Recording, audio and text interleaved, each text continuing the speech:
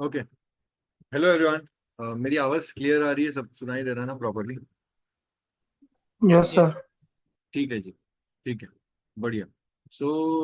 आज सुबह जो हमने कहानी शुरू की थी उस कहानी का अंतिम अध्याय अभी लिख देंगे हम लोग आज। वी वर डिस्कसिंग 44 सेक्शन 44 की series starts from here, accounts and audit. ये इसका पूरा डिस्कशन करने में हमने एक हैवी चीज सुबह ऑलरेडी डिस्कस कर ली थी। Okay. Before I take you ahead from here, अब एक बात समझना कि ये जो भी बात हुई मेरी, उसमें मैंने आपको सुबह ही बताया कि ये सबसे खतरनाक डिस्कशन है, जो कि अभी नहीं, मेरी आगे पीछे कोई और क्लास में ये डेफिनेटली मैं चालू कर दूंगा। That is this part. Okay. तो आज क्लास खत्म होते होते मैं आजकल मैं आपसे अपडेट ले लूंगा कि कब आपको ये मेरे से सुनना है। अपार्ट फ्रॉम दैट, मैंने सीए इंस्टीट्यूट के क्वेश्चन में देखा हुआ एग्जाम में, और सीएस में भी देखा है। सीएमए वाले एग्जाम में मैंने अब तक फिलहाल के लिए, अभी फिलहाल अब तक नहीं देखा है, हो सकता है कमिंग अटेम्प्ट में आ जाए। तो ये तो बहुत ही ज्यादा इंपॉर्टेंस रखता है ये वाला provision, partnership firm and LLP. CS वालों को तो एक कंप्लीट 5 मार्क्स का क्वेश्चन इसी पे पूछ लिया था, सिर्फ इसी प्रोविजन पे डेडिकेटेड। ओके। ये वाला कॉन्टेक्स्ट होता है इसके अंदर, दिस एंड दिस। ठीक है, पार्टनर को कितना रेम्यूनरेशन देना है एंड ऑल दैट थिंग। तो ये वैसे भी अल्ट्रा प्रो मैक्स इंपॉर्टेंट है, वैसे भी बहुत इंपॉर्टेंट रहता है, और ऐसी सारी चीजें होती है जो। तो this is one exclusively important part आपके पीजी में, जो कि इंडिपेंडेंटली भी होता है। And this is also all together a different part, जो कि इसका तो भाई, इसकी तो कहानी अलग है। तो सबसे रंगीन कॉन्सेप्ट है PGBP versus capital gain versus IFRS. तो इसका मैं आपको आज कल के अंदर मैं आपको आइडिया दे दूंगा कि मैंने टेक अप दिस पार्ट। शुरू करते हैं अभी का, जो मैंने ये खत्म करने की कहानी शुरू की थी सुबह। So we were at accounts and audit, and अभी 9 o'clock तक डेफिनेटली हम लोग ये पार्ट को आज क्लोज कर देंगे, पूरा किल कर देंगे। ठीक है। If time permits, I will also take up this part for you. That all depends on कि 9 o'clock तक मैं कहाँ पहुंच रहा हूँ। So my target time is 9 o'clock. By 9 o'clock, I believe I should be done with accounts and audit. इसका कुछ question answer भी दो चार हो जाएगा, वो भी देख लेंगे।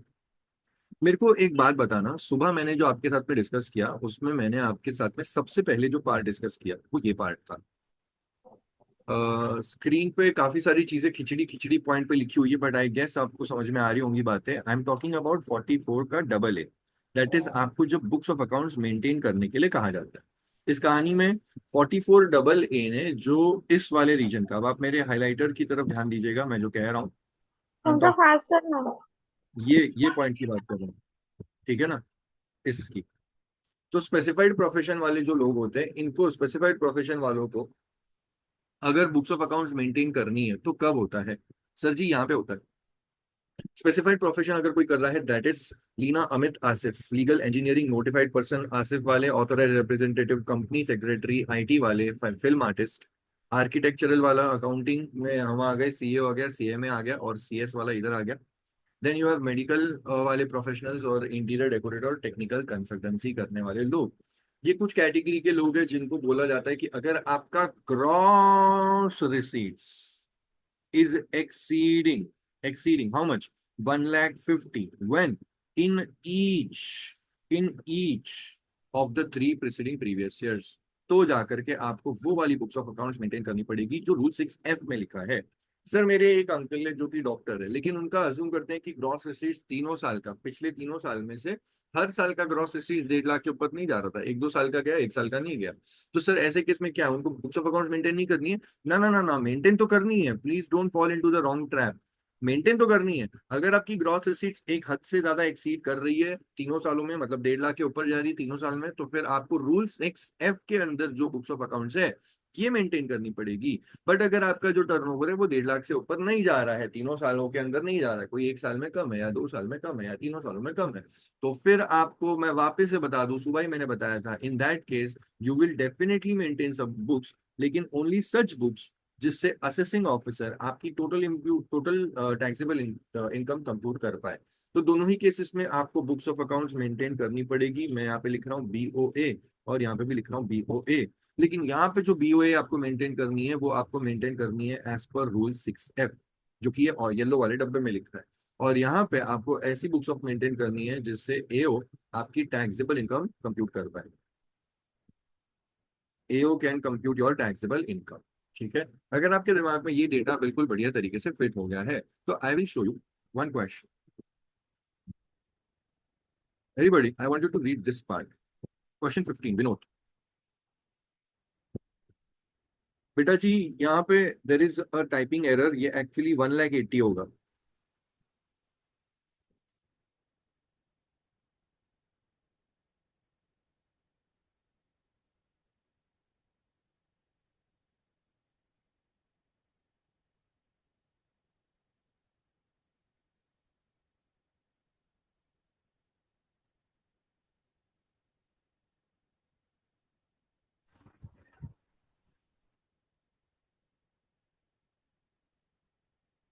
अब मुझे बताओ कि इस मिस्टर विनोद को ये कुछ बुक्स ऑफ अकाउंट्स बोल रहे हैं, क्या ये books of accounts mister Vinod को मेंटेन करनी है, नहीं करनी है, क्या कुछ बात होगी?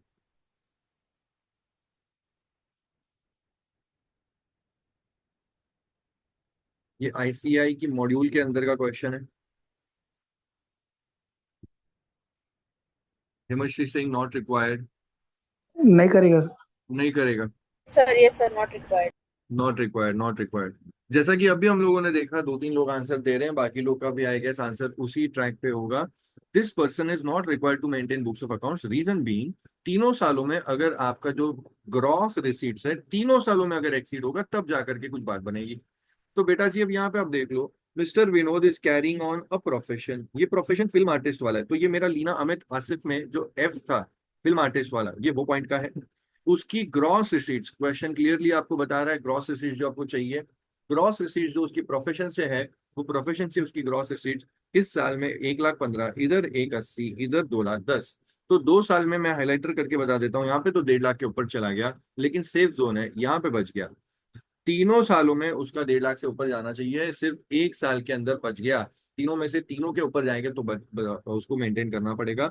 What is his obligation regarding maintenance of books of accounts 25-26 assessment year? 44 million.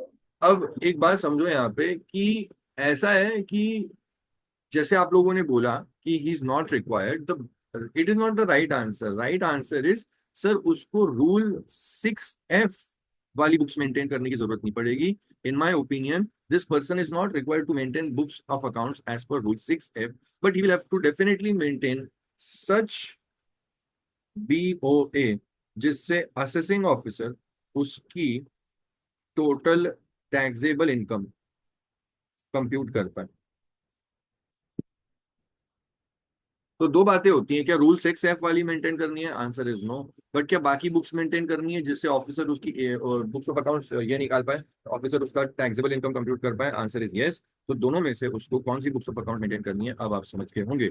सो मेरे को बस इस क्वेश्चन से आपको यही सिखाना था, यही समझाना था कि ऐसा नहीं है कि वैसा बुक्स मेंटेन नहीं करनी है, ऐसा है कि बुक्स मेंटेन करनी है, बट फिर वो वाली books, I am giving you a highlighter, you read the entire answer. But जो अपना बढ़िया बात हो गया वो यहाँ पे ये है। सो फटाफट से read this entire answer.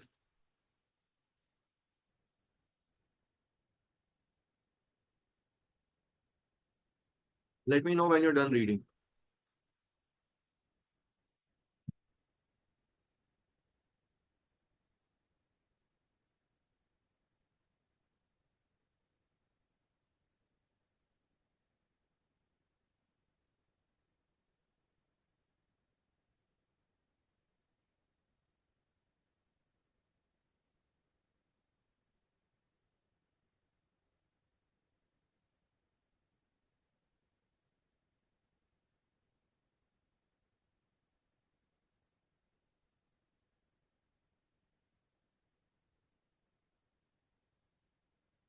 Okay okay okay okay super. ठीक है जी। So couple of students have given me saying that we are done reading, I am taking it as if बाकी लोगों का भी हो गया होगा। So taking you ahead we got one more question, but okay, अब अपने को बाकी चीजें कवर अप करनी है। ठीक है, बाकी चीजें कवर अप करनी है, मैं आपको बाकी जगह घुमा के लेके आता हूँ, दुनियादारी दिखा के लाता हूँ। I am now taking you again to PGBP के crisp notes and talking about the same. So please do the marking in your notes, in that case उसको कुछ ना कुछ तो मेंटेन करना ही पड़ेगा। तो या तो books of accounts rule 6F वाली, या फिर अदर बुक्स ऑफ अकाउंट्स कुछ तो मेंटेन कर। ये वाला भी आपका हो चुका था। 44 AB के अंदर भी कुछ जो बातें थी अब मैंने आपको करवा दी थी। 44 AB के अंदर जो कुछ भी अब बाकी के पॉइंट देखो, 44 AB बोलते हैं टैक्स ऑडिट करना है। अब अगर टैक्स ऑडिट करना है तो किसको करना है, बोलते हैं फॉलोइंग लोगों को करना है। पहला, अगर कोई पर्सन बिजनेस कर रहा है और उसका टोटल सेल्स या टर्नओवर 1 करोड़ के ऊपर चला गया प्रीवियस ईयर के अंदर, इसी साल के अंदर, तो फिर उसको ऐसे केस में टैक्स ऑडिट करवाना पड़ेगा। लेकिन एक मिनट, अगर आप रावण हो तो 1 करोड़, अगर आप राम हो तो 10 करोड़ हो जाएगा। सर ये राम क्या होता है? राम मतलब एक ऐसा व्यक्ति जिसका टैक्स ऑडिट के केस में दोनों ही जगह का क्लियर है। उसका जो गंदगी वाला रिसीट्स है और जो गंदगी वाला पेमेंट्स है, दोनों ही साइड पे उसकी जो रिसीट्स आती है, बिजनेस वाली एज वेल एज कैपिटल वाली, क्योंकि आपको अग्रीगेट लेना है, याद होगा तीसरा वाला कॉलम है। तो अग्रीगेट में जो भी उसकी रिसीट्स आ रही है वो उसके अंदर गंदगी, वो कैश में पैसा जो आता है और चेक या डिमांड ड्राफ्ट जो कि अकाउंट पे ही नहीं होता, इनसे जो भी पेमेंट आता है वो टोटल पेमेंट की 5% या उससे कम होना चाहिए। और जो पैसा देता है वो, अब वो बिजनेस वाली पेमेंट्स करे या फिर उससे कैपिटल पेमेंट्स करे, जो कुछ भी करे, वो टोटल पेमेंट्स अग्रीगेट पेमेंट्स अगर उसकी पूरे साल के अंदर जो भी अग्रीगेट पेमेंट्स होती है उसमें से गंदगी वाली पेमेंट्स 5% तलक है, तो फिर ऐसे केस में इनकमिंग आउटगोइंग दोनों गंदा गंदा पेमेंट्स, गंदा गंदा रिसीट्स अप टू 5% है, तो फिर वो राम कहलाया जाएगा। ऐसे केस में उसके लिए जो टर्नओवर की लिमिट होगी वो 10 करोड़ की होगी। ऑन दी अदर हैंड, अगर आप प्रोफेशन चलाते हो, अब प्रोफेशन चाहे फिर आपका ये स्पेसिफाइड वाला हो चाहे फिर अनस्पेसिफाइड वाला हो, ऐसे दोनों ही केसेस में आपको 50 लाख के ऊपर अगर आपकी ग्रॉस चली गई तो फिर आपको टैक्स ऑडिट करवाना पड़ेगा। सर यहाँ पे वो 50 लाख का 75 लाख हो जाता है, ऐसा लॉजिक नहीं है क्या? आंसर इज नो, ऐसा कोई भी लॉजिक यहाँ पे नहीं लगता, तो ध्यान देना, गड़बड़ मत करना। टैक्स ऑडिट के लिए 50 लाख ही लगेगा प्रोफेशन में। सर बाकी चीजों का मुझे बताइए कि बाकी चीजों में क्या प्रॉब्लम। बाकी चीजों को तो आप तब समझ पाओगे जब आप मेरे साथ में पीटीएस का ज्ञान समझोगे। ये पीटीएस से रिलेटेड है, PTS presumptive taxation scheme, PTS presumptive taxation scheme, PTS presumptive taxation scheme. तो वो जब पढ़ाऊंगा तब वापस यहाँ पे लेके आ जाऊंगा, आप समझ जाओगे। और इसी के साथ आपका 44 AB टैक्स ऑडिट भी खत्म हो जाएगा। This is just a summary of 44 AB, तो आपका टैक्स ऑडिट खत्म हो जाएगा। I am now taking you to method of accounting, but again method of accounting एक रीड फॉर्मेट में चला जाएगा, तो again it is not that great of a point for me. Taking ahead and talking about 44 AD, 44 AD, 44 AD, आप लोग अभी मेरे साथ में इस पूरी बात को यहाँ पे एकदम से दिमाग में फिट करेंगे। सबसे पहला, एलिजिबल असेसी किसको मिलेगा 44 AD? तो देखना, 44 AD किसी इंडिविजुअल को मिल सकता है, या फिर HUF को, या फिर फर्म को। लेकिन लेकिन लेकिन बहुत अच्छे से ध्यान देना कि ये फर्म्स को नहीं मिलता, सॉरी LLP को नहीं मिलेगा। तो पार्टनरशिप फर्म को मिल जाएगा लेकिन LLP को नहीं मिलेगा। तो in that case as a conclusion of it, जो LLP होती है, जो कंपनीज होती है, उनको कभी भी पीटीएस नहीं मिलेगा। पीटीएस नहीं मिलेगा तो फिर उनको नॉर्मल टैक्स के प्रोविजंस के थ्रू आगे बढ़ना पड़ेगा। अब अगर असेसी ये है तो हाइलाइटर्स पे थोड़ा ध्यान देना। असेसी कौन से होने चाहिए? ये होना चाहिए। असेसी कौन सा बिजनेस कर रहा है? ये बिजनेस कर रहा है। सो प्लीज, अगर आप बुक बुक मेंटेन कर रहे हो मेरी या कोई भी, तो उसके अंदर आपने ये वाला एरो मार्क यहाँ से कर लेना है। तो ये दोनों ही चीजें एक अलग होता है। एसएससी कौन सा होगा? एसएससी ये होंगे। अच्छा, ये वाले एसएससी भी अगर ये का टाइप का बिजनेस कर रहे हैं तो भी, तो बोलते हैं 44 AD अगर आपको चाहिए, पीटीएस चाहिए, तो फिर आप कोई भी बिजनेस करो और it is applicable to all businesses, but except the following. मतलब इनके लिए आपको 44 AD नहीं मिलेगा। पहला, अगर आप गुड्स कैरेज का फ्लाइंग, हायरिंग या लीजिंग वाला काम करते हो तो आपको 44 AD नहीं मिलेगा। ऐसे केस में you can go for 44 AE। ठीक है, होना चाहिए इंडिविजुअल रेजिडेंट होना चाहिए, ऐसा तो नहीं लिखा है वहां पर, मैं एक बार के लिए चेक कर लूंगा, बट ऐसा लिखा हुआ तो नहीं है। दूसरा, स्पेसिफाइड पर्सन वही 44 AA वाले लोग, मतलब लीना, अमित, आसिफ, इनकी बात हो रही है यहाँ पे। लीना, अमित, आसिफ, इनको भी नहीं मिलेगा 44 AD, क्योंकि इनके लिए स्पेसिफिकली बनाया 44 ADA। उसके बाद में कोई पर्सन, ध्यान देना ये क्वेश्चन एग्जाम में पूछा जाता है, कोई पर्सन अगर ऐसा काम करता है जहाँ पे वो कमीशन या ब्रोकरेज कमा रहा है या फिर एजेंसी बिजनेस कर रहा है, तो फिर उसको 44 AD नहीं मिलेगा। सर कुछ इजी सिस्टम बताओ ना, बता रहा हूँ। एक काम करो, यहाँ पे ABC लिख दो। कोई एजेंट अपना एजेंसी बिजनेस करता है या फिर कोई ब्रोकरेज कमाता है या कमीशन कमाता है, तो ABC वाले लोगों को 44 AD नहीं मिलेगा, गुड्स कैरेज वालों को नहीं मिलेगा, और स्पेसिफाइड प्रोफेशन लीना अमित आसिफ उनको नहीं मिलेगा। तो यहाँ पे मैं एक बार के लिए आपको अच्छे से लिख के दे देता हूँ, आपने उसी तरीके से लिखना है और मेरे साथ याद भी करके रखना है। पहला किसको नहीं मिलेगा? सर जो गुड्स कैरेज के काम में होते हैं। फिर किसको नहीं मिलेगा? सर जो स्पेसिफाइड प्रोफेशन है, मतलब लीना, अमित, आसिफ। और किसको नहीं मिलेगा? सर ABC को नहीं मिलेगा। ठीक है। एजेंसी बिजनेस जो कर रहा है उसको नहीं मिलेगा, कोई ब्रोकरेज या कमीशन कमाता है उसको नहीं मिलेगा, कोई गुड्स कैरेज का बिजनेस है उसको नहीं मिलेगा, क्योंकि उसके लिए स्पेसिफिकली डिजाइन किया गया है 44 AE वाला PTS।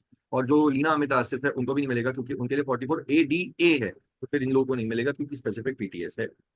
अब C और D वाले जो लोग हैं, मैंने यहाँ पे क्लियरली इस बात को लिख दिया कि इनके पास में PTS है ही नहीं, नो PTS। इन लोगों के पास में PTS है। ये कौन सा? ये भी एक PTS है, ये भी एक PTS है। तो गुड्स कैरेज वाले जो है भाई साहब, ये लोग अपना स्पेसिफिकली एक अलग से PTS बनाया है, वो फॉलो कर लेंगे। और जो लीना अमित आसिफ है, इनके पास में भी एक सेपरेट PTS है, वो फॉलो कर लेंगे। लेकिन ABC वालों के पास में PTS है ही नहीं, तो उनको हमेशा हमेशा फॉलो करना पड़ेगा क्या? Normal taxation provisions. ठीक है। ठीक है। तो सर एक बात बोलूं, एक बात बोलूं। पहली बात तो मैं ऐसे कुछ कर सकता हूँ क्या जिंदगी में कि असेसी कौन सा है?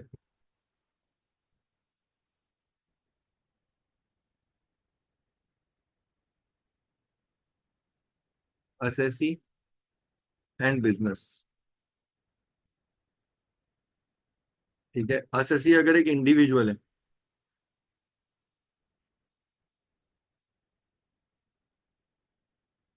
या फिर असेसी HUF है,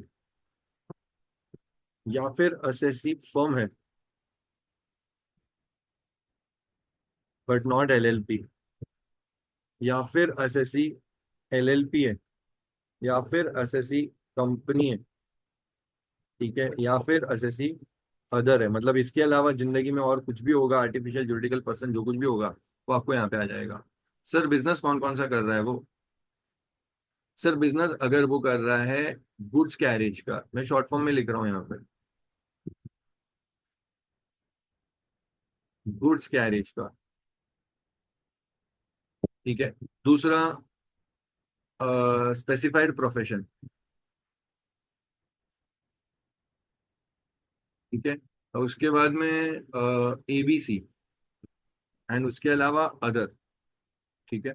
तो देखो, अगर आप मेरे से, पहली बात तो आप कौन से बात कर रहे हो? आप बोल रहे हो मेरे को कि सर मुझे ये बताओ कि 44 AD, सेक्शन 44 AD, इसका क्या PTS मिलेगा कि नहीं मिलेगा? तो देखो 44 AD तो नहीं मिलेगा, क्योंकि पहली बात तो यहाँ पे जो बिजनेस है ना, वो गुड्स कैरेज है। गुड्स कैरेज तो मिलता ही नहीं किसी को भी, तो ये एलिमिनेट हो गया। स्पेसिफाइड प्रोफेशन, आप SP का मतलब समझ जाना, शॉर्ट फॉर्म में लिख लो या अपने हिसाब से बाद में स्टार मार्क करके नीचे लिख लेना। SP मतलब लीना अमित आसिफ है। ठीक है ना, यहाँ पे मैं नीचे लिख कर दे दूंगा बाद में। और तो बेटा जी, यहाँ पे अगर आप स्पेसिफाइड प्रोफेशन कर रहे हो तो भी आपको 44 AD नहीं मिलेगा कभी जिंदगी में। अगर आप ABC कर रहे हो तो भी नहीं मिलेगा।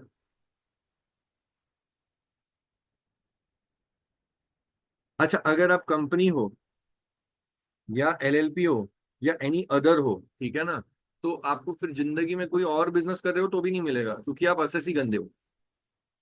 ठीक है। और यहाँ पे मिलेगा भाई साहब आपको, ये है आपका मैट्रिक्स, बढ़िया वाला। अब यहाँ पे हुआ क्या? यहाँ पे भाई साहब बात ऐसी हुई है कि पहली बात तो आप इंडिविजुअल हो या HUF हो या फिर फर्म हो जो कि LLP नहीं है, और जो बिजनेस कर रहे हो वो अदर है, तो ऐसे केस में आपको 44 AD मिल जाएगा।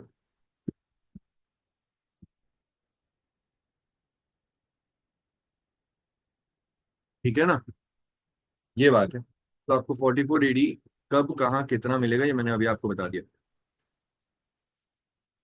तो जहां पे कोई जगह दिखती है, बन पाती है, बना लीजिएगा। हम बात कर रहे हैं 44 AD का PTS किसको मिलेगा। तो भाई साहब ये था एक मैट्रिक्स, लीना, अमित, आसिफ, ठीक है ना।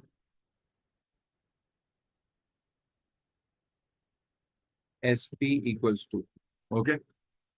तो फॉर ये मैट्रिक्स था कि भाई साहब अगर आपका जो बिजनेस है एज कंपेयर टू दैट आप जो टाइप के असेसी हो, so this is assessee to business का मैट्रिक्स।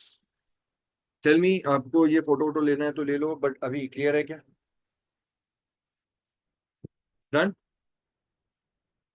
Yes, चलो जी, sir. आगे बढ़ता हूँ मैं। मैंने ये अब भी आपको डिस्कस कराया कि अगर आप एलएलपी और कंपनी हो तो आपको हमेशा हमेशा नॉर्मली करना पड़ेगा। और ये भी मैंने आपको बताया कि अगर आप सी और डी मतलब एबीसी वाले हो तो भी आपको हमेशा हमेशा नॉर्मल ही करना पड़ेगा। नाउ टर्नओवर की बात मैंने आपको ब्रेक के पहले वाला जो सेशन था, हमारा सुबह वाला सेशन था, उसमें ही आपको बता दिया। अगर आप रावण हो तो आपके लिए 2 करोड़ का थ्रेशोल्ड है। मतलब अगर 2 करोड़ का आपके ऊपर चला, ग्रॉस रिसीट 2 करोड़ के ऊपर चली गई तो फिर आपको 44 AD का पीटीएस नहीं मिलेगा। और अगर आप राम हो, मतलब आपका टर्नओवर अप टू 3 करोड़ है, तो भी आपको मिल जाएगा, क्योंकि राम जी के लिए थोड़ा सा बेनिफिट रखा हुआ है। राम आप तब कहलाए जाओगे जब आपको जो पैसा आ रहा है इनकमिंग साइड, पहली बात इनकमिंग चाहिए, आउटगोइंग नहीं चाहिए। और इनकमिंग में भी सेंटर वाला कॉलम, दैट इज जो बिजनेस वाली जो रिसीट्स होती है। कैपिटल रिसीट से मेरे को कोई मतलब नहीं है, एग्रीगेट से मेरे को कोई मतलब नहीं है। जो मेरी बिजनेस वाली रिसीट्स है, वो जो पैसा आता है, अगर वो अप टू 5% है कैश का, सॉरी सॉरी, जो टोटल एग्रीगेट पूरे साल में पैसा आता है गंदे और अच्छे मोड से मिला करके, उसमें से जो गंदा मोड है दैट इज कैश, या फिर अकाउंट पे ही चेक, डिमांड ड्राफ्ट या चेक जो का अकाउंट पे ही नहीं होता वो वाला, या फिर कैश में अगर आएगा तो गंदगी पेमेंट्स होती है। तो गंदगी रिसीट्स होती है। गंदगी रिसीट्स बाय टोटल रिसीट्स अगर ये अप टू 5% है तो फिर आप राम कहलाए जाओगे, और ऐसे केस में आपको थ्रेशोल्ड जो है वो 3 करोड़ का मिल जाएगा। मतलब अगर अप टू 3 करोड़ है तो भी आप पीटीएस ले सकते हो। अब आ रहा है धमाका पॉइंट, क्योंकि ये था पॉइंट जो कि हमने कभी भी डिस्कस नहीं किया था। मैं अब आपको ये स्टार्ट करने के पहले एक ब्रीफ सा आइडिया देना चाहता हूँ। थोड़ा सा स्क्रीन के साइड में आके बात करते हैं। देखो जी, एक नॉर्मल व्यक्ति अपनी जिंदगी में जब भी कंप्यूट करता है, आपने कहीं पे भी या तो मेरे से पीजीपी भी पढ़ा है या कहीं से कुछ भी पढ़ा हुआ है, तो आपको इतना पता होगा कि सर ऐसे होता है कि कुछ सेल्स वगैरह का रेवेन्यू होता है, ठीक है। इसमें से कुछ एक्सपेंसेस माइनस करते हैं, ठीक है। और ये एक्सपेंसेस जो अलाउेबल वाले होते हैं, दैट इज जिनको आपको अलाउड है, यू कैन आप डिडक्ट कर सकते हो, जैसे फॉर एग्जांपल डेप्रिसिएशन। फिर आपने वो साइंटिफिक रिसर्च के लिए एक्सपेंडिचर किया, ठीक है। इंश्योरेंस प्रीमियम पे किया, ओके। और ऐसे तमाम बिजनेस से रिलेटेड आपके खर्चे subject to the provisions of PGBP. तो ये सारी चीजें होती हैं जो आपको माइनस करने के लिए अलाउड है, तो ये सब कुछ आप माइनस करेंगे, ठीक है। कुछ चीजें जो आपको माइनस करने के लिए अलाउ नहीं करा जाता, तो ये आप माइनस जैसे ही करेंगे अलाउेबल वाले खर्चे, ठीक है, तो आपको अपने आप आपका आंसर निकल करके आ जाएगा, ठीक है। इस तरीके से आपका आंसर निकलता है। एक्सपेंडिस अलाउेबल अलाउेबल वाले एक्सपेंसेस माइनस करोगे और आपको बनेगा नेट प्रॉफिट, और ये होगा आपकी PGB. This method is called as direct method. Direct method में आपकी जो कहानी होती है वो सेल्स रेवेन्यू या फिर ग्रॉस रिसीट्स, इससे चालू होती है। इनडायरेक्ट मेथड में होता क्या है, इनडायरेक्ट मेथड में आप एक्चुअली चालू ही कहाँ से करते हो, नेट प्रॉफिट। मतलब एक पीएनएल अकाउंट बन गया, सेल्स साइड पे सब सेल्स आ गया, ऐसा इनकम आ गया, अदर इनकम। डेबिट साइड पे सारे खर्चे थे, purchases and all that thing, और सैलरीज वेजेस और सब कुछ था, और वो सब कुछ माइनस करने के बाद में नेट प्रॉफिट आया था। नेट प्रॉफिट से ही आपने अपना अमाउंट चालू किया। लेकिन इनकम टैक्स के कुछ प्रोविजंस आपको बोल रहे हैं कि नहीं नहीं नहीं, ये तो आपने माइनस क्यों किया, ये माइनस करना अलाउड ही नहीं था, चलो भाई ऐड बैक करो। तो आपने कुछ ऐसे खर्चे माइनस कर दिया था जिनको माइनस करना अलाउड ही नहीं था, तो वो लोग बोलते हैं प्लीज ऐड बैक कर दो वो वाले expenses which are disallowed. Disallowed expenses को आपको ऐड बैक करना पड़ेगा। अब आप इन सारी चीजों को ऐड बैक करोगे। फिर कुछ ऐसे खर्चे हैं जो आपको माइनस करने चाहिए थे बट आपने किए नहीं थे, less allowable expenses which weren't deducted, जो डिडक्ट करने चाहिए थे लेकिन आपने डिडक्ट नहीं किए थे, आपने पहले से ही एक नेट प्रॉफिट लेके आया है, लेकिन उस नेट प्रॉफिट पे आने के टाइम पे आपने कुछ खर्चे माइनस करने चाहिए थे, बावजूद इसके आपने वो वाले खर्चे माइनस नहीं किए, तो लोग बोलते हैं ठीक है अब माइनस कर लो। अब ये सब हो गया, अब ऐसे वाली चीजों को अब आप माइनस करेंगे तो now you deduct this kind of expenses and then you get a net profit. And now this net profit, this is also net profit, this is net profit for the purpose of PGBP, यही आपकी PGBP income मानी जाती है। तो ध्यान देना बेटा जी, चालू भी किया था नेट प्रॉफिट, खत्म भी किया है इस पर नेट प्रॉफिट। ये जो नेट प्रॉफिट था ये था as per books, as per books. इस वाले नेट प्रॉफिट से चालू किया, हाँ हाँ वो इनकम वगैरह भी आती है, यस यस यस, तो वो बहुत सारी चीजें होती हैं और प्लस माइनस करके आप पहुंचते हैं, ये तो मैंने आपको ब्रीफ में बता दिया और इस तरीके से आप पहुंचते हैं। मेरे कहने का मतलब ये है कि इस दुनिया में बहुत सारी चीजें होती हैं जो आपको यहाँ पे ये सब करना पड़ता है, और इस केस में भी आपको यहाँ पे बहुत सारा पापड़ बेलना पड़ता है, and then you come to the point जो कि काम का पॉइंट है। भाई साहब बता पीजीबीपी कितना है, ये चैप्टर कौन सा पढ़ रहे हैं हम लोग, पीजीबीपी, तो बात किसकी करनी है, पीजीबीपी, तो ये अमाउंट क्या है, पीजीबीपी। तो अब मेरे ग्रीन हाइलाइटर पे बात करते हैं। बेटा जी यही तो है जिसके लिए आप इतनी मशक्कत करते हो, क्वेश्चन पूछा जाता है, compute PGBP of ABC limited, compute PGBP of mister A, compute PGBP of mister B, इस तरीके से आपको बोला जाता है भाई पीजीबीपी कंप्यूट करके बताओ कितना है। अब पीजीबीपी कंप्यूट करने के लिए ही आपको इस ब्रह्मांड के बहुत सारे कैलकुलेशंस करने पड़ते हैं, ये होते हैं वो सारे कैलकुलेशंस, ये माइनस करना वो प्लस करना। अब जैसे चैट में बता रहा था कि सर ये भी तो माइनस करना है, ये भी तो ऐड करना है, हाँ तो वही तो है कि इतनी सारी चीजें माइनस करना, इतना सारा चीजें ऐड करना, और यहीं पे आपको पीजीबीपी चैप्टर में समझ में बहुत सारी चीजें नहीं आती। पीटीएस जो होता है, प्रिजम्पटिव टैक्सेशन होता है, वो बोलता है इतना दिमाग थोड़ी करी मत, एक काम कर, ये जो सिस्टम होता है इसको कहा जाता है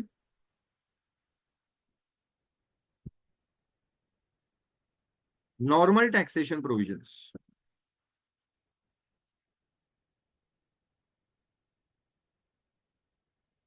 normal taxation provisions, okay.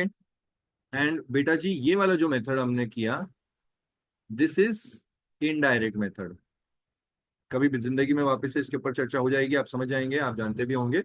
And जो हमने ये वाला किया था ये डायरेक्ट था, और ये वाला जो किया ये इनडायरेक्ट था। लेकिन moreover all this concept that I just discussed कि किस तरीके से आप आंसर निकालते हैं, this is actually something called as normal taxation provision, जो अब आप स्क्रीन पे देख भी रहे हैं। ये लोग ने बोला कि काम करो, अगर आपको इतना दिमाग पूरी करना नहीं है जिंदगी में तो सुनो, हमको बताओ कि आपकी ग्रॉस रिसीट्स, आपकी ग्रॉस रिसीट्स कितनी है, तो ये बनी आपकी gross receipts, also called as turnover. Sir ये क्या होता है, अरे हम लोग नहीं देखते हैं यार ये पाव भाजी वाले जो कहीं पे स्टॉल लगा के बैठते हैं, तो ये जितना भी इनको पाव भाजी बेच के जब ये रात को अपना बंद कर रहे हैं काउंटर, तो उनके गल्ले में कितना पैसा आया, बोलते हैं ना कि यार इसका भाई बहुत पैसा बनाता है, ये इसका 30,000 रुपए का गल्ला है, 50 रुपए का गल्ला है, मतलब जितना भी उसने बेचा, फाइनली उसके काउंटर उसके कैश बॉक्स में कितना कैश आया, भाई धन कितना आया, टर्नओवर कितना है वो बता। तो ये जो टर्नओवर आया है, जो आपका पैसा आया है, जो धन आया है, जिसको हम लोग मुंबई की भाषा में ये भी बोलते हैं भाई गल्ला कितने का है, कितना आया है, तो वो वाला अमाउंट बता दो। अब अगर वो अमाउंट आप बताओगे तो जो भी अमाउंट आप बताओगे, हम उसमें से आपको एक सिंपल कैलकुलेशन बता देते हैं। ये जो भी आपने बताया ना, इसको अपने को पहुंचना है पीजीबीपी पे। इन शॉर्ट हमको चाहिए क्या, हमको चाहिए नेट प्रॉफिट, और जो नेट प्रॉफिट होगा वही तो बनेगा एस पीजीबीपी। तो देखो ग्रॉस रिसीट्स जो होगी उसमें से माइनस करेंगे हम लोग एक्सपेंसेस। आप जब अपने एक्सपेंसेस माइनस करोगे तब तो ना बनेगा आपका पीजीबीपी, तब तो ना बनेगा आपका नेट प्रॉफिट। तो ये लोग बोलते हैं हम तो मान लेंगे कि जो भी आपकी ग्रॉस रिसीट्स है उसका 50%, आप एक काम कीजिएगा उसका 50% ले लीजिएगा, तो जो 50% आएगा वही हम मान लेंगे आपका नेट प्रॉफिट, वही हम मान लेंगे आपका पीजीबीपी, ठीक है। ये इतनी सी कहानी थी, तो ये जो डिस्कशन मैं आपसे इतनी देर से कर रहा था पीटीएस में, वो ये कहानी होती है, ठीक है ना। So this is called as your PGBP. तो अज्यूम करो सर यहाँ पे अगर 6 लाख रुपए आ रहे तो अज्यूम कर लेंगे 3 lakh is expenditure and 3 lakh is net profit. 3 lakh is net profit. किया कुछ नहीं, ये पिंकी वाला अमाउंट है ना, इस पिंकी वाले अमाउंट पे 50% लगा दिया, आ गया आंसर। ओके सर, अगर ये पिंकी वाला अमाउंट जो है ये होता 32 लैक्स, तो कुछ नहीं, ये उसका आधा हो जाएगा, 16 लैक्स। और इस क्रिया को कहते हैं पीटीएस, प्रिजम्पटिव टैक्सेशन स्कीम। लेकिन ये जो 50% लगेगा, ये किसके लिए लगेगा? ये तब लगेगा, ये पीटीएस मैंने बताया आपको, लेकिन ये पीटीएस की कैलकुलेशन है सेक्शन 44A(d)(a). मतलब अगर कोई स्पेसिफाइड प्रोफेशन कर रहा है, अब स्पेसिफाइड प्रोफेशन आपको पता है, बार बार हमने कितनी बातें करी है इसके ऊपर, लीना, अमित, आसिफ। तो ये उनकी कैलकुलेशन आपको इस तरीके से निकालनी होती है, ठीक है ना। सो ऑल ऑफ दिस जो भी मैंने आपके साथ डिस्कस किया, this is PTS under section 44A(d)(a), specified profession वाला। ओके, अब इसी में अगर मैं आपको बताऊं कि पीटीएस 44AD वालों का कैसे बनेगा, जो बिजनेस वाले होते हैं, तो देखो बिजनेस वालों का इन्होंने बोला कि एक काम करो, ये जो पिंकी वाला आपका ग्रॉस रिसीट्स आया है ना, इसका 8% ले लो। कितना बोला? 8%। So you take it as 8%। तो जो भी ग्रॉस रिसीट्स है उसका 8%। तो how much is your PGBP then? PGBP will be GR, GR into 8%। GR into 8%। बेटा जी यहाँ पे क्या था? GR, GR into 50%। Gross receipts या टर्नओवर उसका 50%। यहाँ पे कितना बोला? GR इसका 8%। ओके, तो सर जी अगर यहाँ पे 10 लाख हुआ तो अब आप अपना गणित लगाओ। अगर यहाँ पे 10 लाख हुआ तो इसका 8% इन माई ओपिनियन विल बिकम 80,000। तो आपकी पीजीबीपी कितनी होगी? 80,000। तो सर ये जो एक्सपेंसेस है ये कितने हो जाएंगे? अब आप गणित लगाओ, अगर ये 80,000 है तो ये कितना होगा? 9,20,000। So we are allowing you, हम तो मान रहे हैं कि इस बिजनेस में आपका 9,20,000 का एक्सपेंस हो गया होगा। सर लेकिन जो बिजनेस है उसमें एक्चुअल खर्चा एक्चुअल खर्चा बहुत कम हुआ था, और एक्चुअली प्रॉफिट बहुत ज्यादा हुआ था। 80,000 का प्रॉफिट नहीं था। अगर हम लोग एक्चुअली बुक्स के हिसाब से देखें तो यहाँ पे लिख देता हूँ, एज पर बुक्स पैसे डेफिनेटली आए तो थे हम लोग को, POA। ध्यान देना यहाँ पे, बहुत अच्छे से ध्यान देना। एज पर बुक्स पैसे आए तो थे 10 लाख, एज पर बुक्स खर्चा हुआ था 6 lakhs, as per books net profit हुआ था 4 लाख। सर फिर भी क्या हम लोग नेट प्रॉफिट 80,000 ही बताएंगे तो चलेगा? हाँ, अरे इसी को तो बोलते हैं पीटीएस, प्रिजम्पटिव टैक्सेशन। प्रिजम्पटिव हम अज्यूम कर रहे हैं, प्रिज्यूम कर रहे हैं। तो बेटा जी ये जो एक्सपेंसेस हैं, दीज आर प्रिज्यूम्ड। हम प्रिज्यूम कर रहे हैं कि आपका खर्चा 9,20,000 होगा। हम प्रिज्यूम कर रहे हैं this PGBP is what? This PGBP is a presumed PGBP.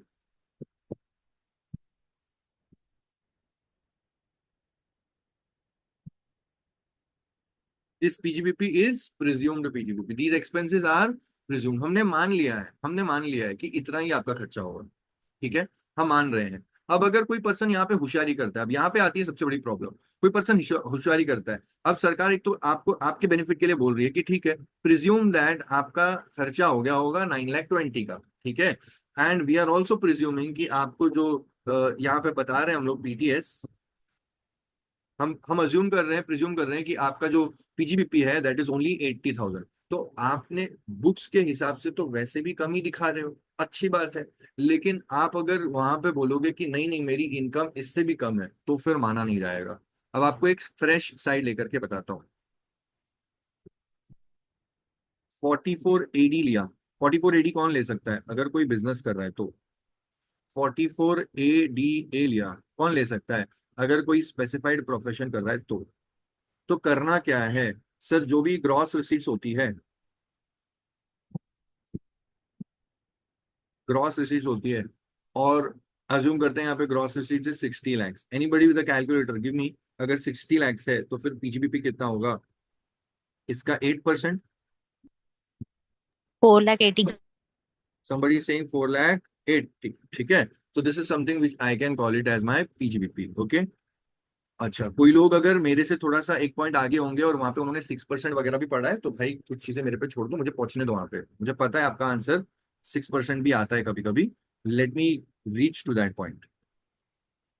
60 lakh का 80% आपने लेना है। ऑन दी अदर हैंड, अगर आप कोई प्रोफेशन चला रहे हो और प्रोफेशन में भी अज्यूम करते हैं आपकी ग्रॉस रिसीट 60 lakhs ही है, तो ऐसे केस में आप इसका 50% ले लोगे, which will simply be half of 60 lakhs, which comes to 30 lakhs. In this case, I'm saying 50%. In this case, I'm saying 8%. This is what? This is your PGBP. Okay है?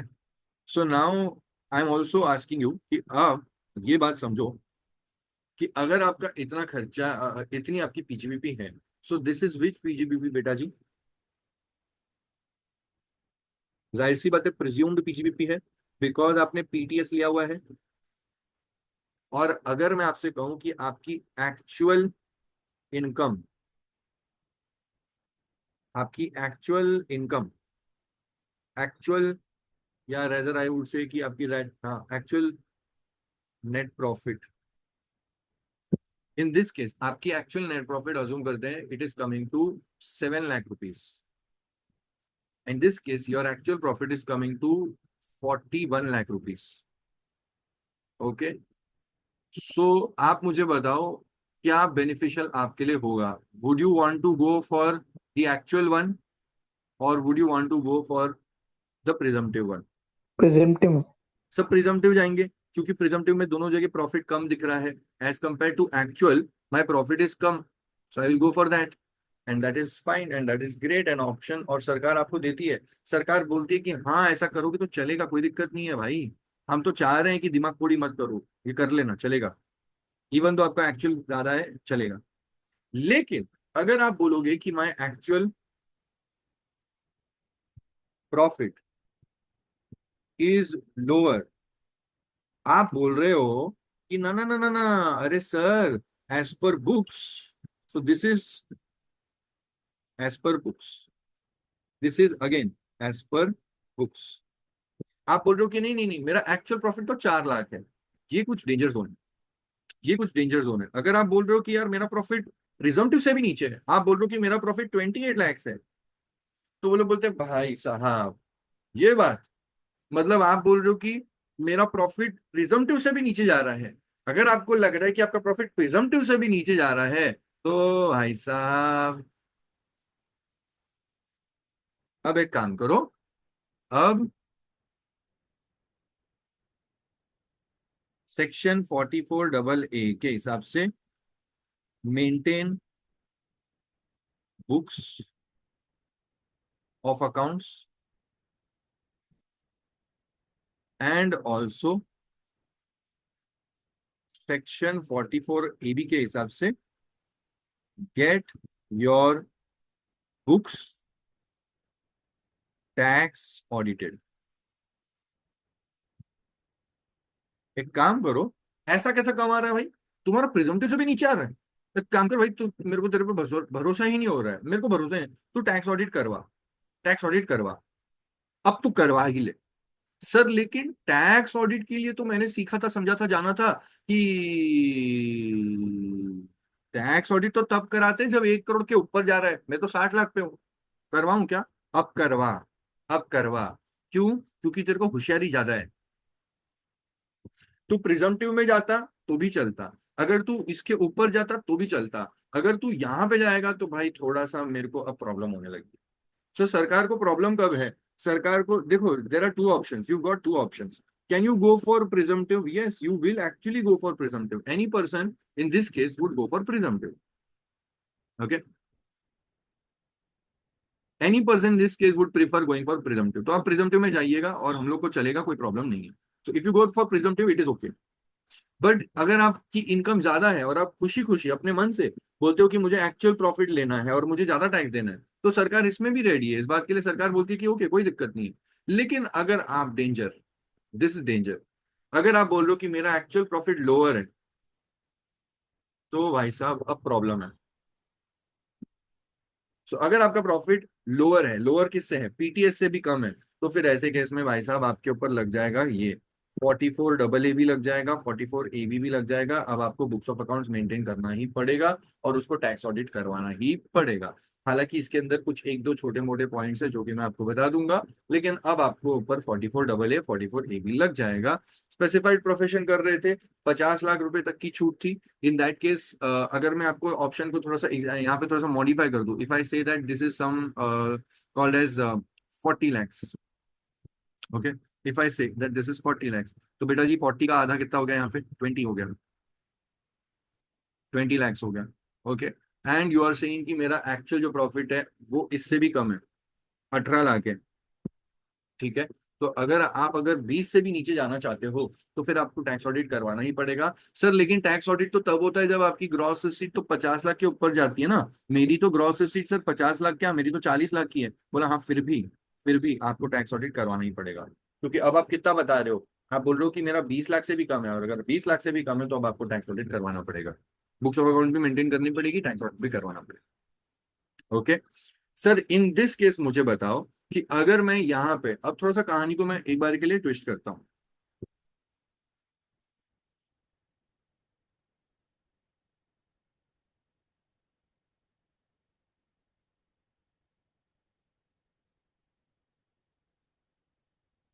इन this case बेटा जी assume करते हैं, थोड़ा सा अभी calculator का हिसाब से मेरे को बताना, जवाब देना। अगर ग्रॉस रिसीट बिजनेस कर रहे हो और आपकी ग्रॉस रिसीट्स जो है 1 करोड़ 20 lakhs है, आप स्क्रीन पे नंबर ऑफ जीरोस देख लो और मेरे को बताओ 1 करोड़ 20 lakhs है तो उसका 8% कितना आएगा। 9 lakhs 60. She is saying 9 lakh 60। तो आपको 9 लाख 60। दिखाना चाहिए, इतना प्रॉफिट आपको दिखाना चाहिए। देखो इसमें 6% का भी एक एलिमेंट होता है, फिलहाल के लिए वो डिस्कस नहीं कर रहा हूँ, लेकिन एक बार के लिए 8% के हिसाब से समझो। तो आपने 9 लाख 60 का पीटीएस बता दिया, अगर आप ये बता दोगे तो चलेगा, कोई दिक्कत नहीं है। सर मैं इससे ज्यादा बताना चाहता हूँ, मैं चाहता हूँ कि मैं बता दूं 10 लाख, क्या आप कर सकते हो? Yes, can you go for this? Yes, can you go for this also? Yes, sarkar is saying okay. But if you say कि ना ना ना ना, हम तो बताना चाह रहे हैं कि हमारा एक्चुअल प्रॉफिट है और हमारा actual profit is only 5 lakhs। अब मेरे को बताओ, अब मेरे को बताओ, क्या आपने पीटीएस के भी नीचे जा रहे हो? हाँ, पीटीएस के नीचे जा रहे हो तो क्या हो जाएगा, आपको टैक्स ऑडिट करवाना पड़ेगा, और अब आपको टैक्स ऑडिट करवाना पड़ेगा, बुक्स भी मेंटेन करनी पड़ेगी। ठीक है ना। सर यहाँ पे अगर मैं जाऊंगा तो फिर बुक्स मेंटेन करने की, सॉरी, टैक्स ऑडिट वगैरह की जरूरत है क्या? Answer is no. Just hang on, just hang on, ये वाले को भी मैं रिक्रिएट कर देता हूँ। आई एम सेइंग कि यहाँ पे 80 lakhs है, नहीं 80 नहीं, आई एम सेइंग कि यहाँ पे 60, 60 हो गया और ये 30 हो गया। ठीक है, और आप दिखाना चाहते हो 41 चलेगा, और अगर आप यहाँ पे दिखाते हो 18 तो नहीं चलेगा।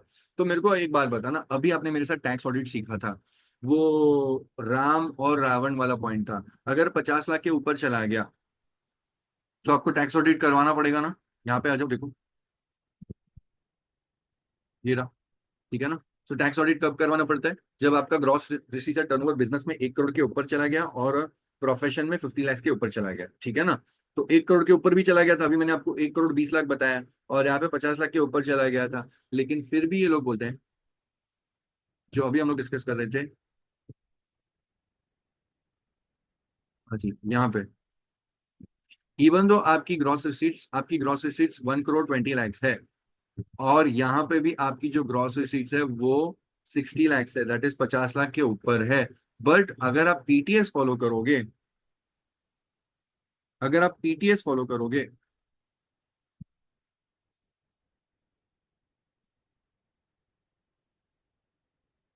नो टैक्स ऑडिट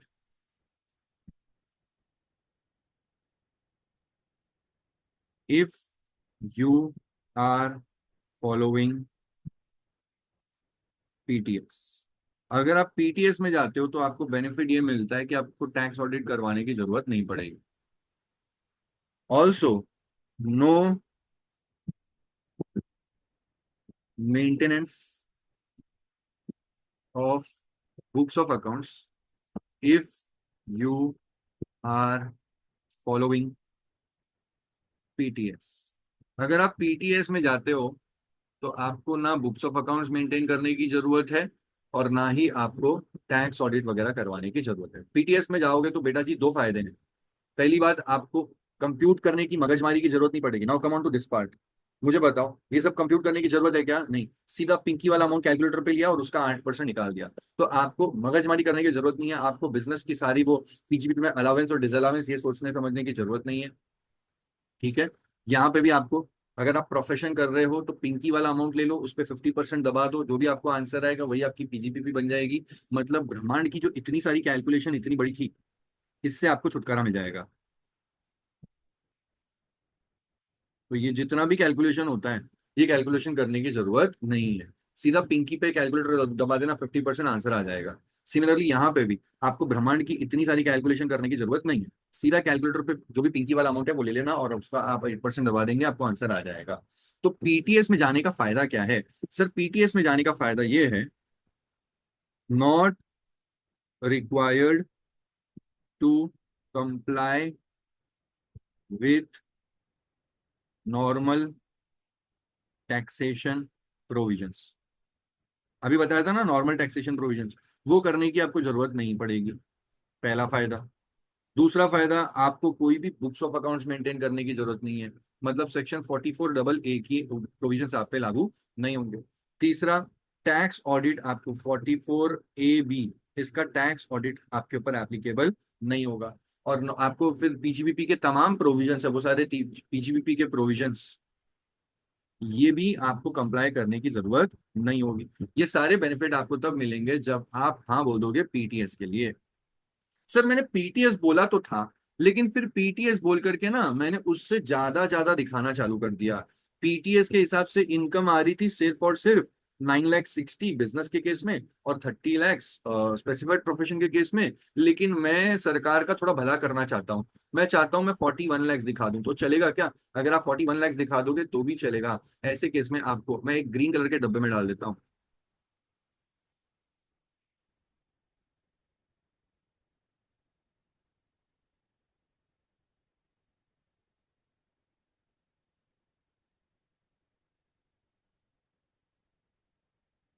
पीटीएस के फायदे, ये सब पीटीएस के फायदे हैं।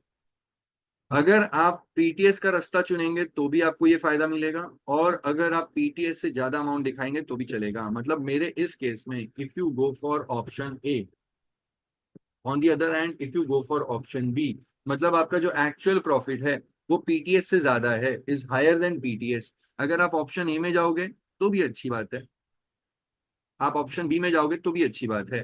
कोई व्यक्ति अगर ऑप्शन ए के अंदर जा रहा है तो भी उसको पीटीएस का फायदा मिल जाएगा, और अगर ऑप्शन बी में जा रहा है मतलब पीटीएस से ज्यादा ही इनकम शो कर रहा है तो भी चलेगा। फिर सरकार बोलती है कि पीजीपीपी के प्रोविजंस को कंप्लाई मत करो, बुक्स ऑफ अकाउंट्स मेंटेन मत करो और टैक्स ऑडिट भी मत करो, कोई दिक्कत नहीं है, हम आपके पीछे बैठे।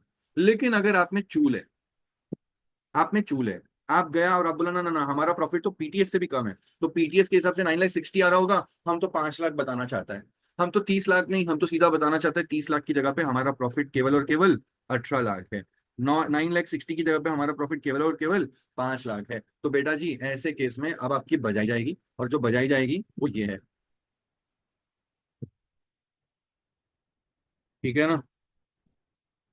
अब आपको 44AA भी लगेगा, 44AB भी लगेगा, और फिर आपको नॉर्मल टैक्सेशन प्रोविजंस को कंप्लाई करना पड़ेगा। मतलब आप एकदम सड़क पे आ गए। तो देखो अब आप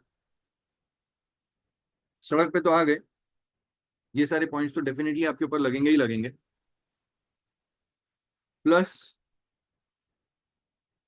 कैलकुलेशन या फिर computation of PGBP as per normal provisions.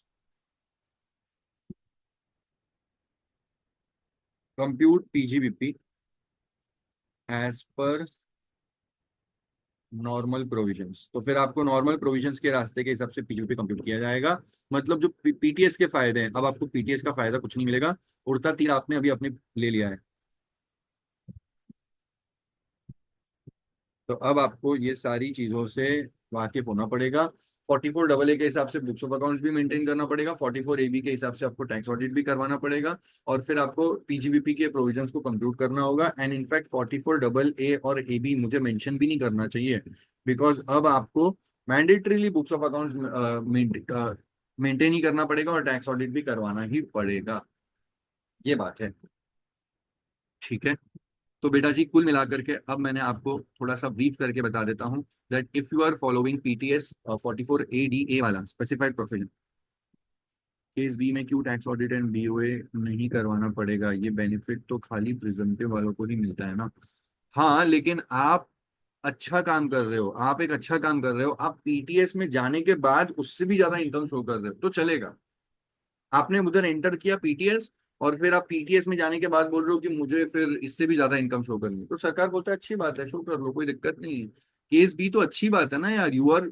आपने पीटीएस में, आप पीटीएस का रास्ता चुने, पीटीएस के रास्ते में you are liable to show how much, 1,20,000 और उसका, सॉरी 1,20,00,000 और उसका 8%, मतलब ओनली 9,60,000। लेकिन आपके मन के अंदर था, बोला नहीं हम तो इससे भी ज्यादा शो करेगा। देखो प्रैक्टिकली कोई ऐसा करता नहीं है, प्रैक्टिकली कोई ऐसा करता नहीं है, लेकिन फिर आप 1,20,000 का 8% आ रहा है, उससे भी ज्यादा शो करना चाहते हो तो करो। ऐसे केस में हम आपको फायदा जरूर देंगे, लेकिन अगर आप फिर पीटीएस से भी नीचे जाओगे तो फिर मार पड़ेगी आप। ठीक है। तो केस बी के लिए सरकार ने ऐसा कुछ बोला नहीं है, बट केस बी टेक्निकली मतलब कोई करेगा भी नहीं। केस भी टेक्निकली कोई करता भी नहीं है। जब बोल ही रहे कि आपको इनकम शो करनी है 9,60,000, तो गधा ही होगा जो 10 लाख शो करेगा? क्यों शो करेगा? हर कोई अपनी इनकम कम ही शो करता है। सरकार ने एक बार के लिए बोल दिया wordings that if you show higher then we are okay with it, but कोई करता नहीं है। टेक्निकली लोग उससे भी नीचे जाना चाहते हैं, तो सरकार ने सीधा बोल दिया अगर नीचे जाएगा तो साले मार खाएगा, नीचे जाएगा तो मार खाएगा। तो फिर अब आपको देखो थोड़ी देर में मैं और ट्विस्ट मारने वाला हूँ, तो just wait and give me confirmation as of now. पूरी चीजें समझ में आई है क्या सबको? क्योंकि अब मेरे लिए थोड़ा सा इसके बाद, यस सर। ओके, थोड़ा सा मेरे लिए भी चीजें हार्ड होने वाली है। हाँ जी, हाँ जी, पीटीएस के नुकसान होते हैं, बात करेंगे उसको। सो फार सो गुड, ठीक है जी। तो देखो अब चीजों को थोड़ा सा स्ट्रीमलाइन करके लेके आते हैं। अगर आप लीना अमित आसिफ वाला प्रोफेशन करते हो तो फिर ज्यादा दिमाग थोड़ी करने की जरूरत नहीं है। कितना डेप्रिसिएशन है, कितना अलाउबल है, कितना इंश्योरेंस, कितनी सैलरी, कितना वेजेस, ये सब दिमाग थोड़ी करने की जरूरत नहीं है।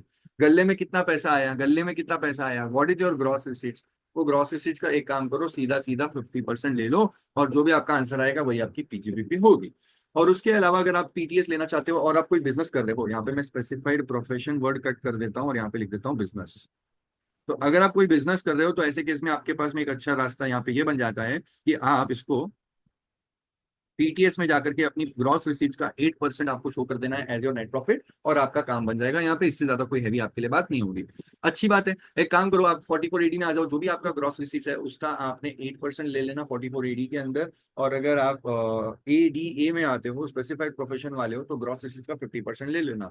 अगर आप प्रिजम्पटिव के हिसाब से जाओगे या फिर प्रिजम्पटिव में जो भी इनकम आ रही है उससे भी ज्यादा शो करोगे, तो सरकार बोलती है कि दोनों ही केसेस में आप अच्छे इंसान माने जाओगे और आपको पीटीएस के फायदे मिलेंगे। पीटीएस के फायदे मतलब अब आपको पीजीबीपी के प्रोविजंस को कंप्लाई करने की जरूरत नहीं है, बुक्स ऑफ अकाउंट्स मेंटेन करने की जरूरत नहीं है, और टैक्स ऑडिट करवाने की भी जरूरत नहीं है। लेकिन अब नहीं माने, आप बोला ना ना ना हम तो पीटीएस से भी नीचे जाएगा, पीटीएस से नीचे जाएगा तो फिर बाबू लगेंगे तेरे, फिर ऐसे केस में तेरे को प्रॉब्लम हो जाएगी। अब प्रॉब्लम क्या होगी? अब तेरे को बुक्स ऑफ अकाउंट मेंटेन करना पड़ेगा, अब तेरे को टैक्स ऑडिट भी करवाना पड़ेगा, और अब तेरे को नॉर्मल पीजीबीपी प्रोविजंस को कंप्लाई करना पड़ेगा।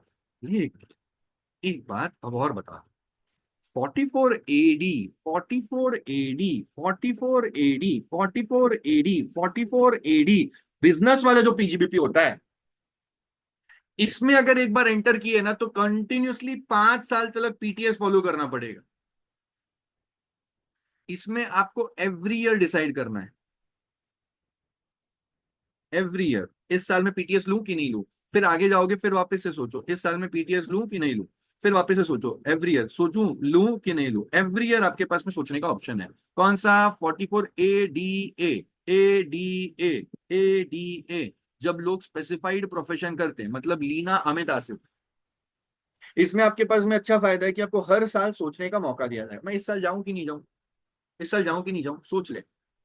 एडीए में थोड़ा सा प्रॉब्लम है दोस्त, अगर तू एडीए में अंदर एंटर कर गया तो ये थोड़ा सा भाई साहब दिक्कत हो जाएगी तेरे लिए, क्योंकि सोच समझ के एंटर करना, अगर एक बार तू एंटर कर गया तो फिर तेरे को कंटिन्यूअसली 5 साल के लिए तेरे को पीटीएस कंप्लाई करना पड़ेगा। अब तू पीटीएस कंप्लाई करेगा तब जाकर के हम लोग मानेंगे। और अगर तूने पीटीएस को कंप्लाई नहीं किया, अगर तूने पीटीएस को कंप्लाई नहीं किया फॉर नेक्स्ट 5 इयर्स, तो फिर नेक्स्ट 5 इयर्स में जब भी गड़बड़ करेगा उसके आगे 5 साल से अलग तेरे को पीटीएस नहीं मिलेगा। तो एक बार के लिए मेरी बात थोड़ी सी ध्यान से सुनना। तुम एक 10-15 मिनट के फॉर्मेट में हो जहां पे चीजें या तो तुम्हारे दिमाग में आएगी या तो दिमाग से बाहर जाएगी। So just for next 15-20 minutes हिलना मत, एकदम परफेक्ट फ्लो में रहना। आप 44 एडी में आए और आपने पीटीएस चुना, आपने पीटीएस चुना 1 साल, 2 साल, 3 साल, 4 साल, 5 साल। इस साल में पीटीएस, इस साल में पीटीएस, इस साल में पीटीएस, इस साल में पीटीएस। आपने पीटीएस को फॉलो करना था 44 एडी, आपने किया। अगर अज्यूम करते हैं थर्ड ईयर में आपने पीटीएस को फॉलो नहीं किया, पीटीएस को फॉलो करने का मतलब क्या होता है, या तो जो भी आपका अमाउंट आता है ग्रॉस रिसीट्स का उसका 8% शो कर दो या उससे ज्यादा शो कर दो, तो उसको बोलते हैं कि पीटीएस को फॉलो कर दिया। बट अगर किसी साल में आपने पीटीएस को फॉलो नहीं किया, मतलब आपने अपनी इनकम पीटीएस से भी कम दिखाई, तो प्रॉब्लम ये है कि अब फिर ये वाला जो साल है, फोर्थ ईयर जो है,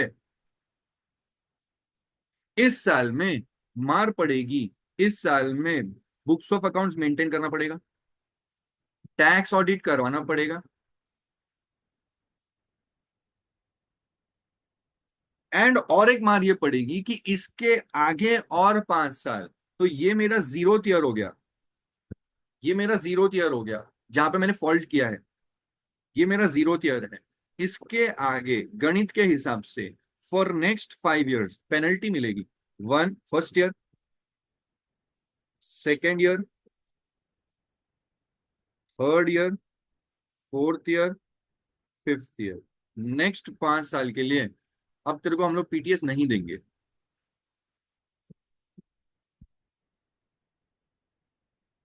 बेटा जी, आपने इस साल में कांड किया है, दिस इज कांड ईयर। कांड ईयर में प्रॉब्लम क्या होगी तेरे को ना, कांड ईयर में प्रॉब्लम क्या होगी, कांड ईयर में तेरे को बीओए कर, बुक्स ऑफ अकाउंट्स मेंटेन करना पड़ेगा, टैक्स ऑडिट भी करना पड़ेगा। और फिर कांड ईयर के आगे, कांड ईयर के आगे ये जीरो ईयर है, ये तेरा कांड वाला साल है, इसी साल में तूने कांड किया है।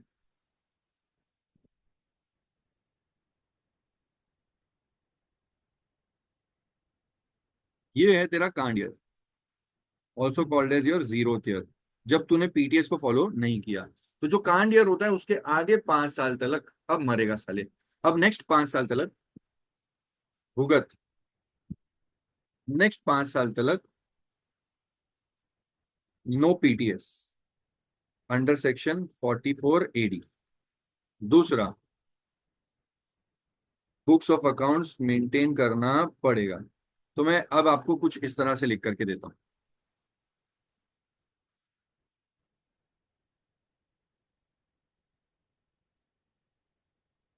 टैक्स ऑडिट,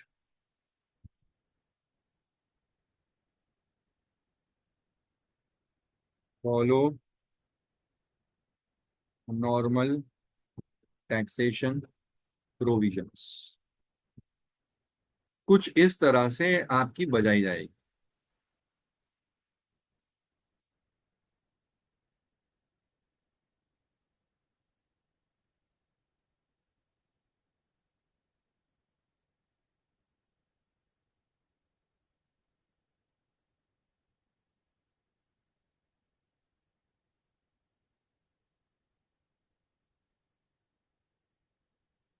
अब यहां पे देख लीजिएगा, नेक्स्ट कांड जैसे हो गया, कांड के आगे अब नेक्स्ट आपको जितने भी 5 साल दिख रहे हैं उन पांचों सालों में बुक्स ऑफ अकाउंट्स भी मेंटेन करना पड़ेगा, टैक्स ऑडिट भी करना पड़ेगा।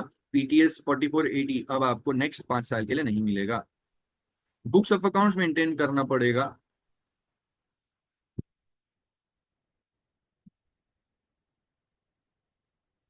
Irrespective of your gross receipts और टर्नओवर, जितना भी टर्नओवर होगा उसका घंटा हम लोगों को कोई फर्क नहीं पड़ता है। बुक्स ऑफ अकाउंट्स मेंटेन करने में याद है आपको, आज सुबह ही करवाया था। वो इंडिविजुअल या एचयूएफ है, जो बिजनेस वगैरह करते हैं तो उनके लिए बोला जाता है इंडिविजुअल एचयूएफ। अगर आपका पर ईयर का इनकम, आपका इनकम 2.5 लाख से ऊपर जा रहा है, या फिर आपका ग्रॉस या टर्नओवर 25 लाख से जा रहा है, कब? प्रीसीडिंग 3 प्रीवियस ईयर्स में, कोई भी एक साल में, या तो 2.5 लाख के ऊपर इनकम चली गई या 25 लाख के ऊपर आपका टर्नओवर चला गया, तो बोलते हैं irrespective of your turnover as well as irrespective of your income। Income कितनी है उससे फर्क नहीं पड़ता है, वो पिछले 3 साल में आपकी इनकम 2.5 लाख से नीचे थी या ज्यादा थी, फर्क नहीं पड़ता है। आपका टर्नओवर 25 लाख से नीचे था या ज्यादा है, फर्क नहीं पड़ता है। अगर आप इंडिविजुअल एचयूएफ के अलावा कोई और अदर एसएससी थे तो आपके लिए 1,20,000 और 10 लाख का बात था। आपके पिछले तीनों सालों में इनकम 1,20,000 के ऊपर थी, कम थी, फर्क नहीं पड़ता है। टर्नओवर 10 लाख के ऊपर था, कम था, फर्क नहीं पड़ता है। बुक्स ऑफ अकाउंट मेंटेन करना ही पड़ेगा अभी।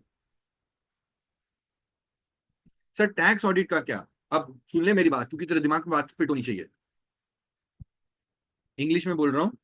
टैक्स ऑडिट में तेरे को बिजनेस के केस में बोलते थे 1 करोड़ के ऊपर अगर जाएगा तो टैक्स ऑडिट करवाना पड़ेगा, और अगर आप राम हो तो 10 करोड़ के ऊपर जाएगा। बोला ना ना ना ना ना, इररिस्पेक्टिव ऑफ योर जीआर या फिर टर्नओवर आपको टैक्स ऑडिट करवाना पड़ेगा। बट एक हल्का सा ट्विस्ट मारो, हल्का सा, एकदम एकदम हल्का सा ट्विस्ट मारो। बोला कि but only if your total income is exceeding, English में बेसिक एग्जेम्पशन लिमिट, इसको हम लोग बोलते हैं slab. Slab, basic exemption limit मतलब स्लैब। इंडिविजुअल्स के लिए याद है ना, ओल्ड रिजीम में 2.5 लाख का स्लैब है, न्यू रिजीम में 3 लाख का स्लैब है। ओल्ड रिजीम में अगर दादाजी हैं तो 3 लाख का स्लैब है, और अगर एकदम 80 ईयर्स वाले दादाजी हैं तो 5 लाख का स्लैब है। तो अगर आपकी टोटल इनकम 50, उस स्लैब के ऊपर जा रही है तो फिर आपको टैक्स ऑडिट करवाना ही पड़ेगा। तेल लेने गया, हाड़ में गया आपका टर्नओवर, आपका टर्नओवर 1 करोड़ से ऊपर है तो मुझे फर्क नहीं पड़ता है भाई, 1 करोड़ के नीचे तो भी फर्क नहीं पड़ता है, आपको टैक्स ऑडिट करवाना ही पड़ेगा बाय हुक और क्रुक। एक सेकेंड यार, ये क्या, इसको प्रॉब्लम क्या है? हाँ जी। इररिस्पेक्टिव ऑफ योर जीआर या फिर टर्नओवर, आपका टर्नओवर वगैरह ग्रोसेस कितना भी होने दो, आपको हमेशा हमेशा टैक्स ऑडिट करवाना ही पड़ेगा, और आपको बुक्स ऑफ अकाउंट्स भी मेंटेन करना ही पड़ेगा। लेकिन टैक्स ऑडिट में बोला कि अच्छा, अगर आपका basic exemption limit that is slab के ऊपर होगा तो फिर आपको टैक्स ऑडिट करवाना पड़ेगा। तो सर एक बार के लिए ऐसे समझ लेते हैं,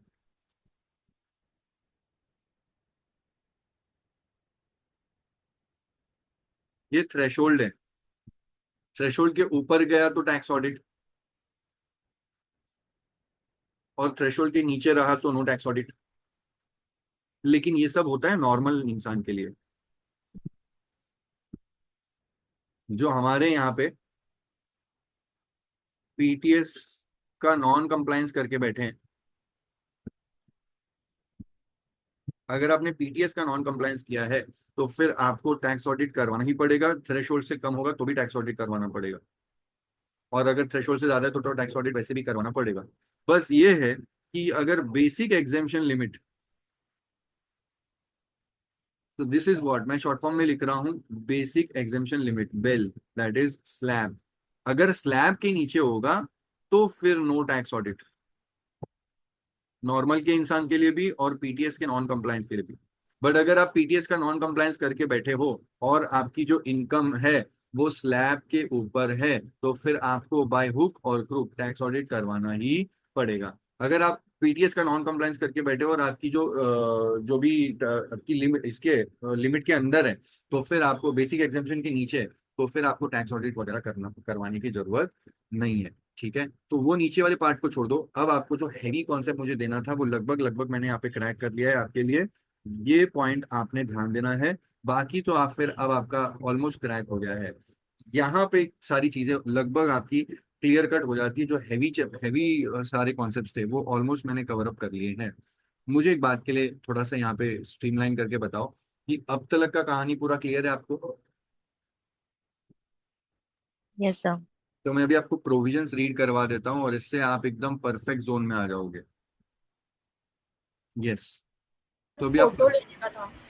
क्या कह रहे हो? Photo photo. एक सेकेंड ना।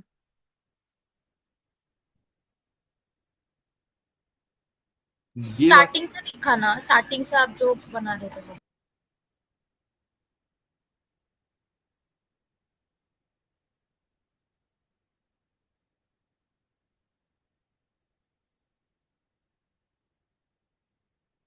एक सेकेंड ना, मैं दे देता हूँ, रुक जाओ।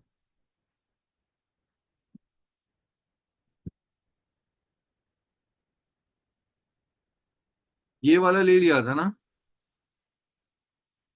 ये वाला ले लिया था पहले ही। Yes yes.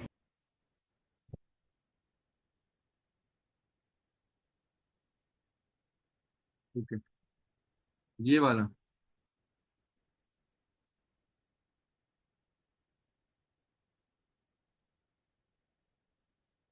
ये डन है।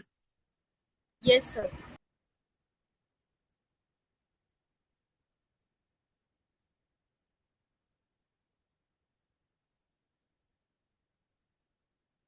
Yes sir. एक सेकेंड रुकना। एक सेकेंड रुकना।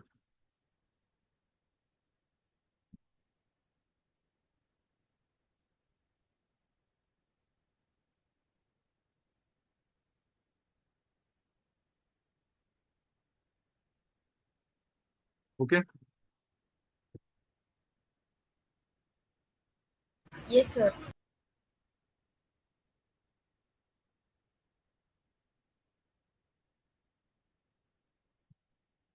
Yes sir.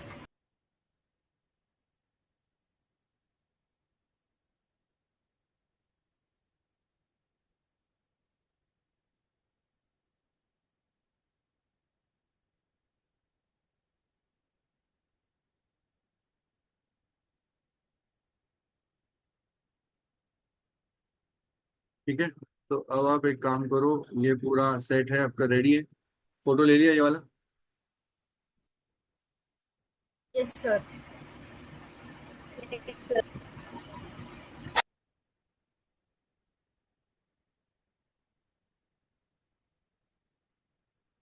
अब ले लो इसको।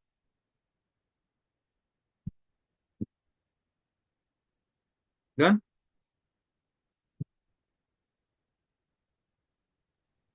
सर फोटो ले लिया ये? वो यस सर। ठीक है, हाँ आप पूछो, क्या पूछ रहे थे?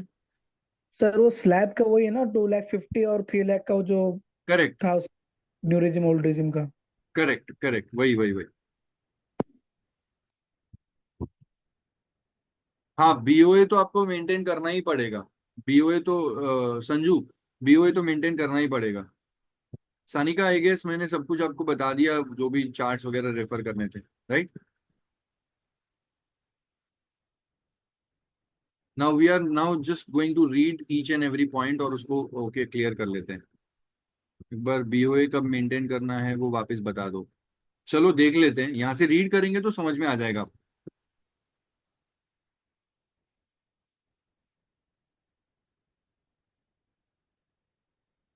पहले एक बार के लिए, जो अभी आपको प्रिजम्पटिव बताया, ये डिवाइड बाय नहीं है यार। मतलब अगर आप मेरे नोट्स रेफर कर रहे हो तो मैं आपको बता दूं कि ये डिवाइड बाय नहीं है। स्टूडेंट थोड़ा सा यहाँ पे उसको गलत तरीके से रीड करता है, तो I am going to redraft it as as of now. अभी के लिए आपको चाहिए तो आप इसको ऐसे पढ़ो: टर्नओवर और ग्रॉस रिसीट मल्टीप्लाइड बाय 8%। तो स्टूडेंट क्या है, वो स्लैश की साइन को डिवाइड पढ़ता है, वैसा नहीं है। टर्नओवर या ग्रॉस रिसीट जो भी है उसका 8%। ओके। अब ये जो ब्लू बॉक्स है, जो आपको कहीं आपने पढ़ा भी होगा, जो कि करेक्ट भी है, 6% लगता है इंस्टेड ऑफ 8%।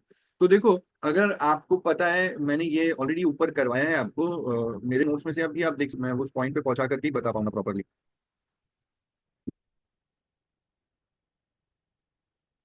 हाँ जी, ये है। ये पेमेंट किसी से पैसे लेके आने के अच्छे अच्छे मोड्स हैं। ओके, सो अगर सुनना, अगर आप कोई फाइनेंशियल ईयर की मुझसे बात करोगे, आप कहोगे कि सर फाइनेंशियल ईयर है 2022-23, प्रीवियस ईयर 2022-23, एंड इस साल के अंदर आपने क्या किया, आपने इस साल में ले लिया PTS, PTS under section 44 AD। तो ये लोग बोलते हैं कि इसमें आपका टर्नओवर या ग्रॉस रिसीव्स, अगर रावण हो तो अप टू 2 करोड़, और अगर राम हो तो अप टू 3 करोड़ का होगा, तो आप पीटीएस ले सकते हैं। अज्यूम करते हैं कि आपका टर्नओवर जो है 2022-23 में, your turnover is ₹1,50,00,000।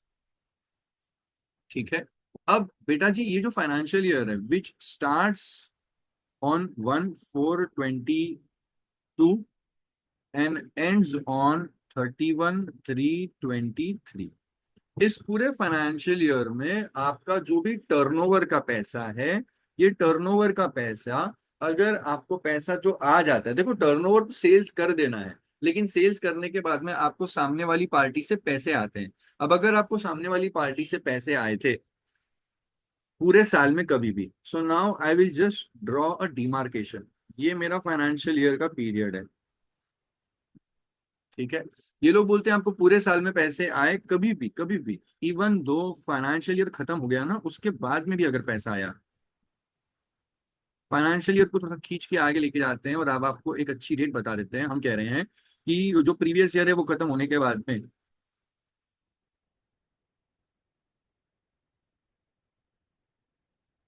Due date under section 139(1), return file करने की जो ड्यू डेट होती है, उस पीरियड तक आपको जो भी पैसा आ गया अच्छे अच्छे मोड से। Sir what do you mean by अच्छे अच्छे मोड? तो आप एक बार के लिए ये क्लोजिंग पीरियड समझो। अब इस पूरे टेन्योर में आपको जो भी पैसा अगर अच्छे अच्छे मोड से आ गया,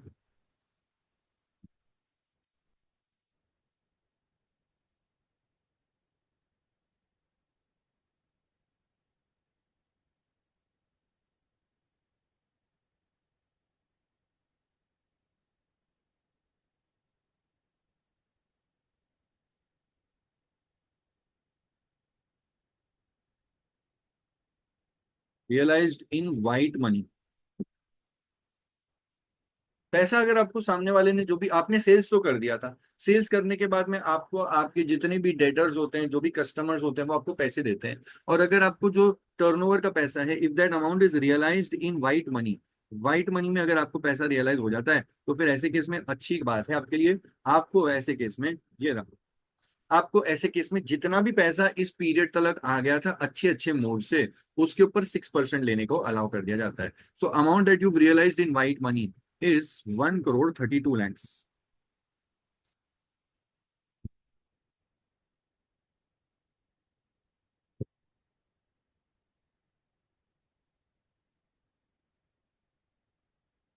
बाकी का पैसा या तो आपको व्हाइट मनी में नहीं आया, या फिर इस डेट तक नहीं आया, इसके बाद में आया। तो पहली बात तो ये डेट तक पैसा आ गया था, और ये डेट तक पैसा आया था, और अगर अच्छे अच्छे मोड से भी आ गया था, तो फिर ये जितना भी अमाउंट है, इसके ऊपर एक काम करना, इसके ऊपर आप 6% ले लेना। मैं थोड़ा सा इसको थोड़ा साइड में बना देता हूँ, कैलकुलेशन प्रॉपर हो जाएगी आपकी।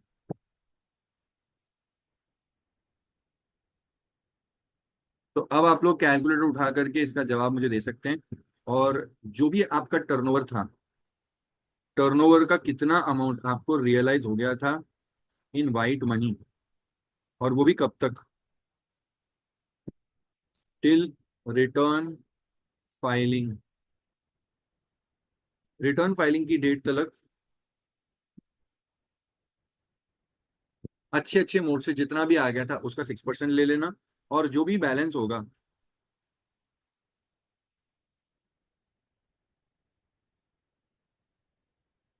अब बेटा जी बैलेंस कितना होगा इस केस में, ₹18 लाख, इसके ऊपर 8%। तो रिटर्न फाइलिंग की डेट तक आपको जितना भी पैसा व्हाइट मनी से आ गया था, व्हाइट मनी से आ गया था, और वो भी कब तक, रिटर्न फाइलिंग की डेट तक, उतने पैसे के ऊपर आपने लगाना है 6%। और उसके अलावा टर्नओवर का जितना भी बैलेंस अमाउंट होगा उसके ऊपर आपने लगाना चाहिए 8%। ऐसे करके जो भी आपका आंसर बनेगा वो बनेगा आपकी टोटल पीजीबीपी इनकम। तो इसके ऊपर 6% कितना आ रहा है बाबू? 1 करोड़ 32 लाख पे 7 लाख 92, 7 लाख 92, और 18 लाख पे 8% is 144। So this is 144 and the total amount comes to 936. So बेटा जी,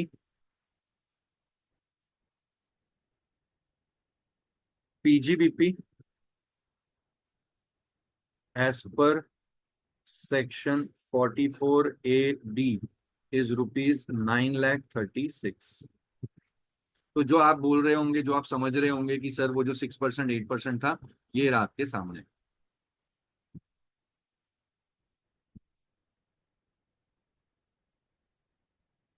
ठीक है ना? बैलेंस अमाउंट पे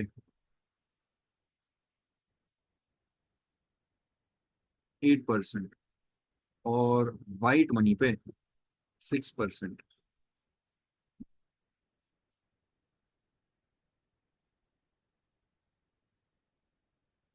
ठीक है ना?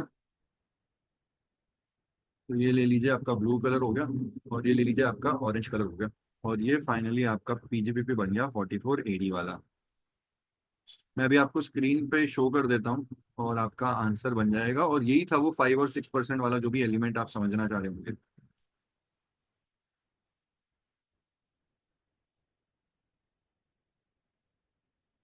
ठीक है ना? पीजीबीपी एज पर 44AD।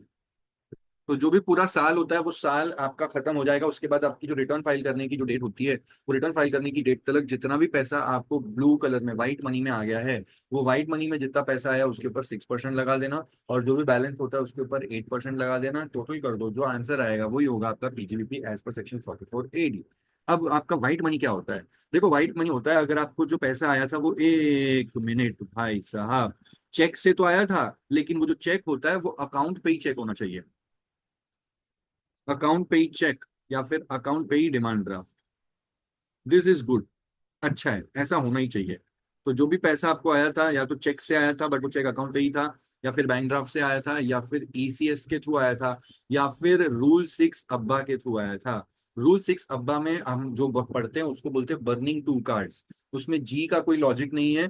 बर्निंग टू कार्ड्स में BURNIN और फिर टू कार्ड्स, बी से भीम, यू से UPI, RTGS, NEFT, IMPS, net banking, और टू कार्ड्स में एक डेबिट कार्ड और दूसरा क्रेडिट कार्ड। ये वाले मोड से अगर आपको पैसा आता है मतलब ये व्हाइट मनी है। अकाउंट पे ही चेक से पैसा आया मतलब वहाँ व्हाइट मनी है। अकाउंट पे ही बैंक ड्राफ्ट से पैसा आया मतलब व्हाइट मनी है। और ECS through account, bank account वगैरह से आया तो भी ये सब कुछ व्हाइट मनी है। ये सब कुछ जो भी होता है इसको मैं अपनी भाषा में बोलता हूँ व्हाइट मनी। तो सर फिर ब्लैक मनी क्या होता है? तो बेटा जी, अगर कैश में पैसा आएगा, या फिर अगर आपको चेक से पैसा आया बट वो, 1 मिनट, क्रॉस्ड चेक है, ठीक है, पैसा आया था लेकिन वो अकाउंट पे ही ना होकर के क्रॉस्ड है, और crossed bank draft. Bank draft हमेशा अकाउंट पे ही होता है, ऐसा होता नहीं है, लेकिन फिर भी मैं यहाँ पे आपको, क्योंकि एग्जामिनर आपका एग्जाम बनाने, क्वेश्चन बनाने के लिए कुछ भी करेगा। सो बेटा जी, ये जो है ये सब कुछ, इस पूरे सिस्टम को आप कहेंगे ब्लैक मनी। अरे ऐसा पेपर में मत लिख के आना भाई, ये मैंने बस याद करने के लिए बोला हुआ है। So what is account payee, what is good, what is white money? White money is, numbering दे देता हूँ, 1, 2, 3, और ये अब्बा, रूल 6 अब्बा 4। और रूल 6 अब्बा के अंदर फिर आपके पास में और छोटे छोटे पॉइंट्स हैं which are 8 points. So fourth point includes 8 sub points. Okay, तो ये 4 जो है ये सब कुछ आपका व्हाइट मनी है। अकाउंट पे ही चेक से आया, अकाउंट पे ही बैंक ड्राफ्ट से पैसा आया, ईसीएस थ्रू बैंक अकाउंट, या फिर रूल 6 अब्बा। रूल 6 अब्बा के अंदर फिर बर्निंग टू कार्ड्स है, Bhim, UPI, RTGS, NEFT, IMPS, net banking या फिर डेबिट कार्ड या क्रेडिट कार्ड, ये सब कुछ मोड से अगर पैसा आता है तो फिर अच्छा मोड है और इसको व्हाइट मनी बोलते हैं। तो जितना भी टर्नओवर का पैसा है, अगर वो आपको रिटर्न फाइलिंग की डेट तक पैसा पैसा आ गया, रिटर्न फाइलिंग की ड्यू डेट नहीं है, मैंने किसी जगह पे शायद से ड्यू डेट लिखा है, एक बार के लिए लेट मी चेक यहाँ पे, एक बार के लिए मैं नीचे जाकर के क्लियर करता हूँ, मेरे को लिखते वक्त यार मैंने वो आंसर, ये जो आपकी कॉपी में लिखा है वो परफेक्ट है। Hmm up to due date of filing the return, ये रहा, तो ड्यू डेट होगा up to the due date of filing the return. तो रिटर्न फाइलिंग की ड्यू डेट तक आपको जो भी पैसा आएगा उसके ऊपर आपने लगाना है 6%। ये रहा return filing due date.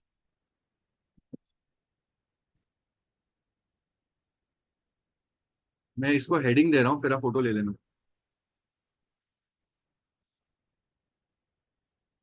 Presumptive income under section 44AD। तो 44AD में ही आपकी प्रिजम्पटिव इनकम बनेगी। रिटर्न फाइलिंग की ड्यू डेट तक जितना भी पैसा, अगर आपको टर्नओवर का पैसा वाइट मनी में आ गया तो उसका 6% ले लेना, और बैलेंस जितना भी आया उसका 8% ले लेना, दोनों को टोटल अप कर देना, ये बन जाएगी आपकी पीजीबीपी एज पर सेक्शन 44AD। ठीक है, ये फोटो आपने ले लिया होगा, तो मैं आगे बढ़ू। डन है? Yes, sir. ठीक, ठीक है जी, ठीक ठीक।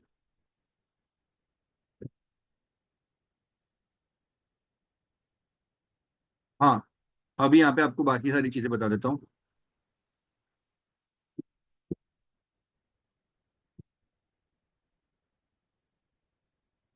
चलो जी, यहाँ पे आ जाओ। हम लोग टैक्स ऑडिट पढ़ रहे थे। टैक्स ऑडिट कब लगता है? जब आप बिजनेस कर रहे हो और आपका टर्नओवर 1 करोड़ से ऊपर चला गया या फिर 10 करोड़ से ऊपर चला गया, तो आपको टैक्स ऑडिट करवाना पड़ेगा। या फिर प्रोफेशन कर रहे हो और 50 लाख के ऊपर चला गया। 44ADA में कब लगता है? 44ADA में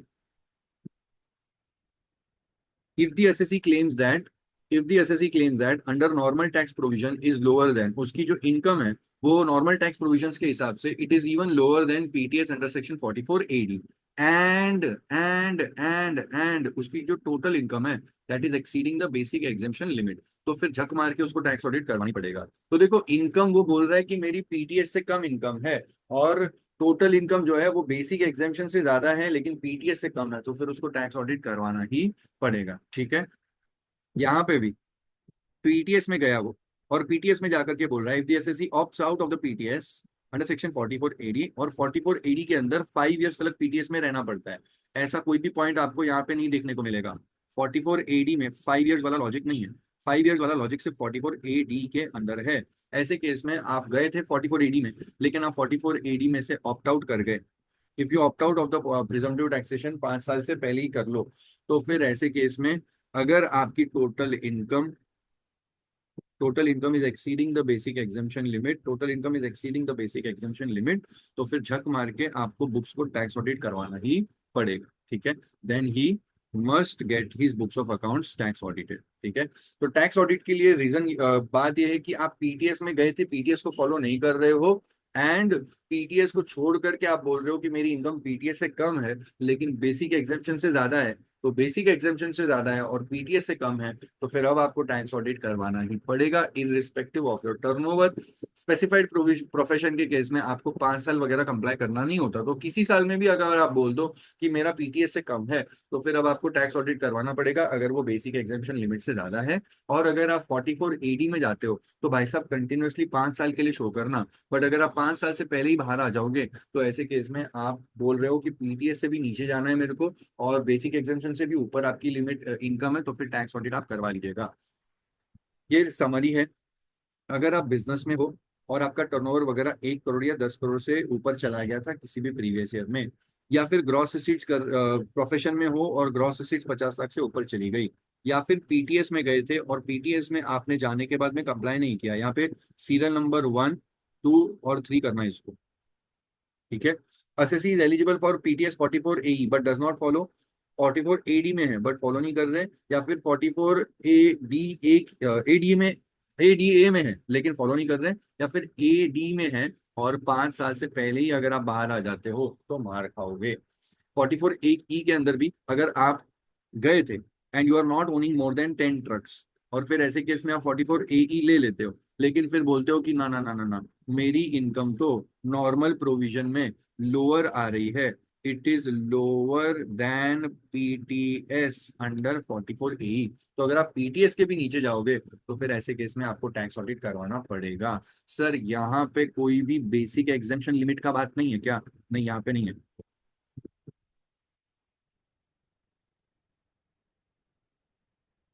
तो यहाँ पे आपको बेसिक एग्जामेशन से ऊपर रहना है ऐसा वगैरह इन्होंने नहीं बोला। ऐसा इन्होंने बोला कि अगर आप 44 AE में जाते हो और आप PTS को फॉलो नहीं करते हो तो फिर आपने टैक्स ऑडिट करवा लेना चाहिए।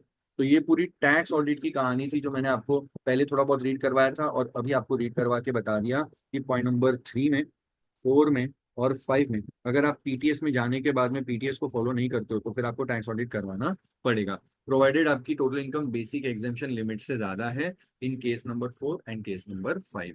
ठीक है, ये रहा आपके सामने। मेथड ऑफ अकाउंटिंग एक लल्लू सा पॉइंट है। AD के अंदर हम लोग एंटर कर लिए थे, AD के अंदर हमने पॉइंट 3 भी देखा था, 4 भी देखा था। अब 5 की बात करता हूँ। 6% instead of 8%। If any portion, ध्यान देना, any portion of your turnover और gross receipts is realised by account payee cheque, demand draft, ECS या फिर रूल 6 अब्बा में से कोई भी मोड में पैसा आ गया, और कब तक? Up to the due date of filing the return, तो फिर income for that portion will be 6% of the turnover या ग्रॉस। ठीक है ना? तो जो भी पैसा रिटर्न फाइलिंग की डेट के पहले पहले अच्छे अच्छे मोड से आ गया था उस पर 6% लगा देना, बाकी पे 8% लगा देना। ये आप रीड कर सकते हो, ये आपके लिए पॉइंट नंबर 6 और 7 बता दिया यहाँ पे। No need to maintain regular books of accounts and no need for tax audit, this is PTS के फायदे। बट सबसे खतरनाक बात है 5 years का continuity. Once you opt for PTS, then the assessee should continue it for next 5 years, even if income under PTS exceeds the normal taxation provisions. Normal taxation provision के ऊपर भी जा रहा है तो भी PTS को फॉलो करना पड़ेगा। PTS से नीचे मत आना, PTS से नीचे मत आना, PTS से नीचे मत आना। अगर आप PTS से नीचे आ गए, if the assessee opts out of the presumptive taxation, और वो भी कभी बिफोर कंप्लीटिंग 5 years, ठीक है, और बेटा जी ये नेक्स्ट 5 years है, ठीक है, तो आपको 0th ईयर यहां पे PTS करना पड़ेगा 44 AD, और फिर आपको first, second, third, fourth, fifth यहां पे भी आपको PTS करना पड़ेगा। सो नेक्स्ट 5 साल के लिए आपको PTS करना पड़ेगा। और अगर आप किसी भी साल में गड़बड़ कर देते हो, अज्यूम करते हैं कि आपने इस साल में गड़बड़ किया, ये वाले साल में गड़बड़ किया, now this will become your 0th year, ठीक है, और फिर इसके आगे फॉर नेक्स्ट 5 years,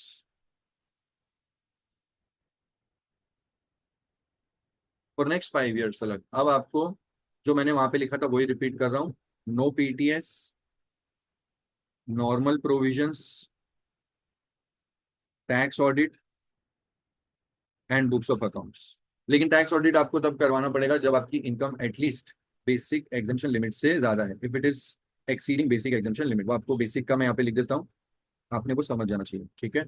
बाकी सारी चीजों तो आगे और 5 साल के लिए फॉलो करो, और आगे वाले जो 5 साल है उसमें से किसी भी साल में गड़बड़ किया तो फिर वो साल आपका 0th ईयर बन जाएगा, और फिर उससे आगे और 5 साल के लिए PTS भी नहीं मिलेगा, नॉर्मल में जाना पड़ेगा, टैक्स ऑडिट भी करवाना पड़ेगा, बुक्स भी मेंटेन करनी पड़ेगी। टैक्स ऑडिट करवाना पड़ेगा लेकिन वो अगर बेसिक एग्जाम्पशन लिमिट के ऊपर होगा तो टैक्स ऑडिट करवाना पड़ेगा। जो मेरे को आप लोग बार बार पूछ रहे थे ये रहा आपके सामने। Then the SSC must henceforth maintain proper books of accounts, and the assessee must also get his books of accounts tax audited कब? For the next 5 years irrespective of his turnover। अब प्लीज जो मेरे को बार बार आप लोग connect कर रहे थे आपके डाउट को यहाँ पे मैंने एक बार के लिए सुलझा दिया।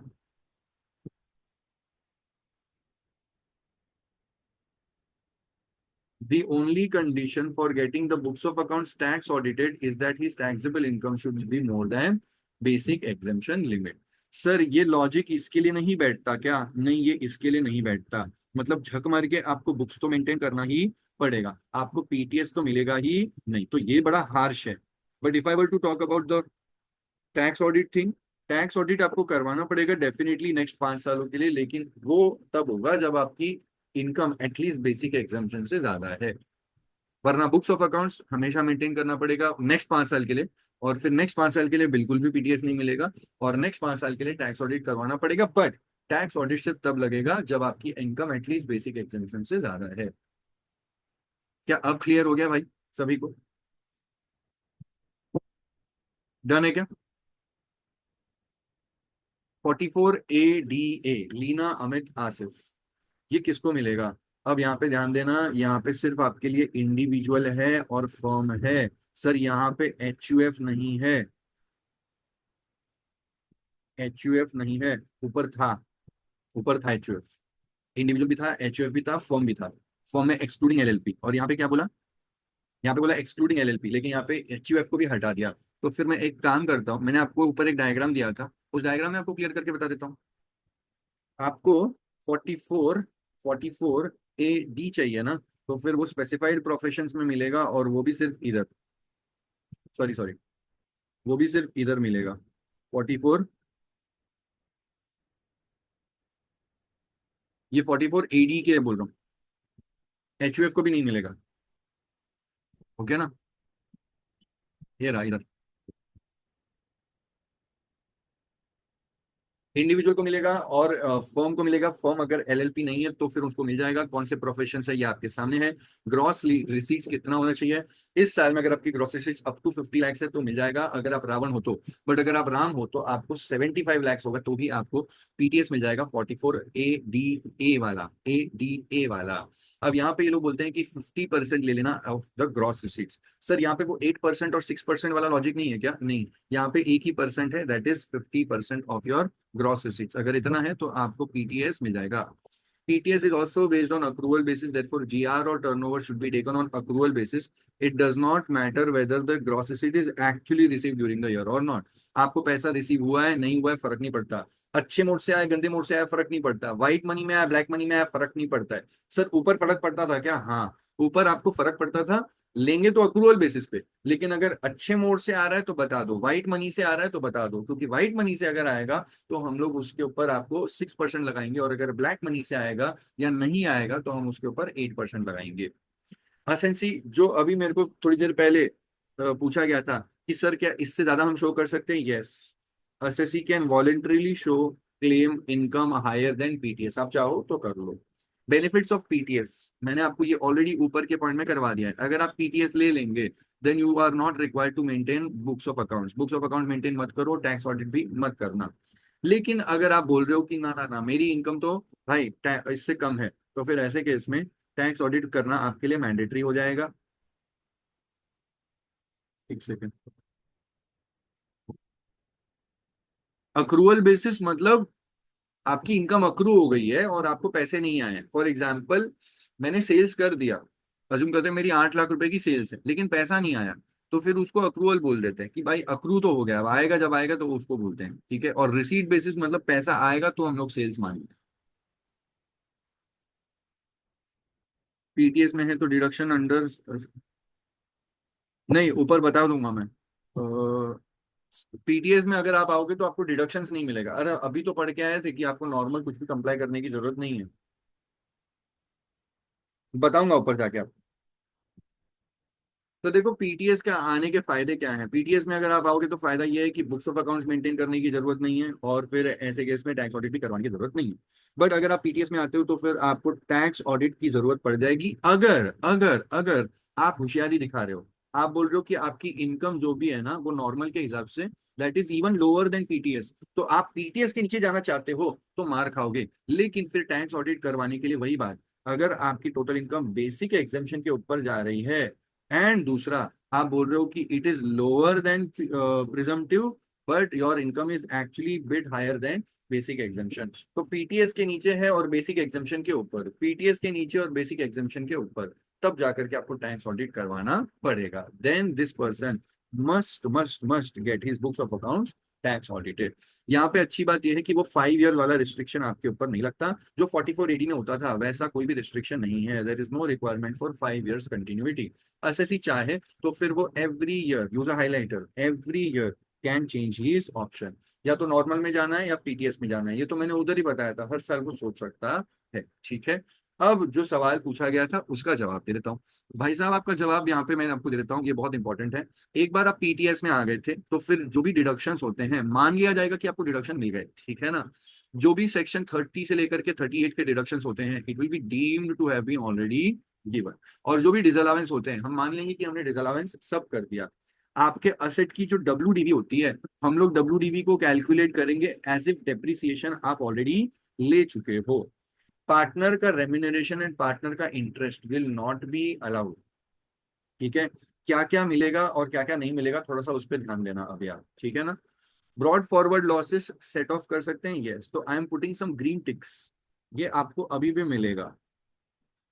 आप सेट ऑफ और लॉसेस वाले चैप्टर में जाते हो और अपनी प्रिजम्पटिव वाली इनकम लेकर के सेट ऑफ और लॉसेस वाले चैप्टर में खड़े होते हो, तो क्या प्रिजम्पटिव वाली इनकम में से लॉसेस को सेट ऑफ कर सकते हैं? Answer is yes. पुराने वाले जो ब्रॉड फॉरवर्ड बिजनेस लॉस है आप चाहो तो उनको सेट ऑफ भी कर सकते हो। अगर आपके पास में अनअब्जॉर्ब डेप्रिसिएशन है तो बाबू अनअब्जॉर्ब डेप्रिसिएशन आप नहीं क्लेम कर सकते, you can not set off because highlighter deemed to have been calculated. आपको हम मान रहे हैं कि आपको सारे के सारे डिडक्शंस मिल चुके हैं, तो फिर अब आप ये मत बोलो कि मुझे अनअब्जॉर्ब डेप्रिसिएशन को माइनस करना है।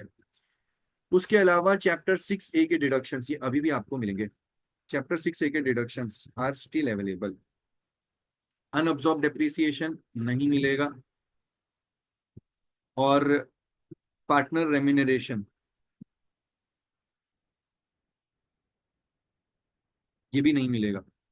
जो भी डिसअलावेंसेस है, जो भी अलावेंसेस है, जो भी डिडक्शंस है, वो सब कुछ हो गया। No need to give effect. Okay, तो अब बेटा जी आप लॉसेस को ब्रॉड फॉरवर्ड लॉसेस का सेट ऑफ करना है, क्या कर सकते हैं? यस। यूडी को सेट ऑफ करना है, क्या कर सकते हैं? नहीं। सर डेप्रिसिएशन माइनस करना है, डेप्रिसिएशन होता है अंडर सेक्शन 32, क्या ये माइनस कर सकते हैं? नहीं, ठीक है ना। Any other deduction under PGBP, PGBP का कोई भी डिडक्शन आपको मिलेगा क्या? नहीं, ठीक है। ये सारी चीजें अज्यूम करेंगे हो चुका।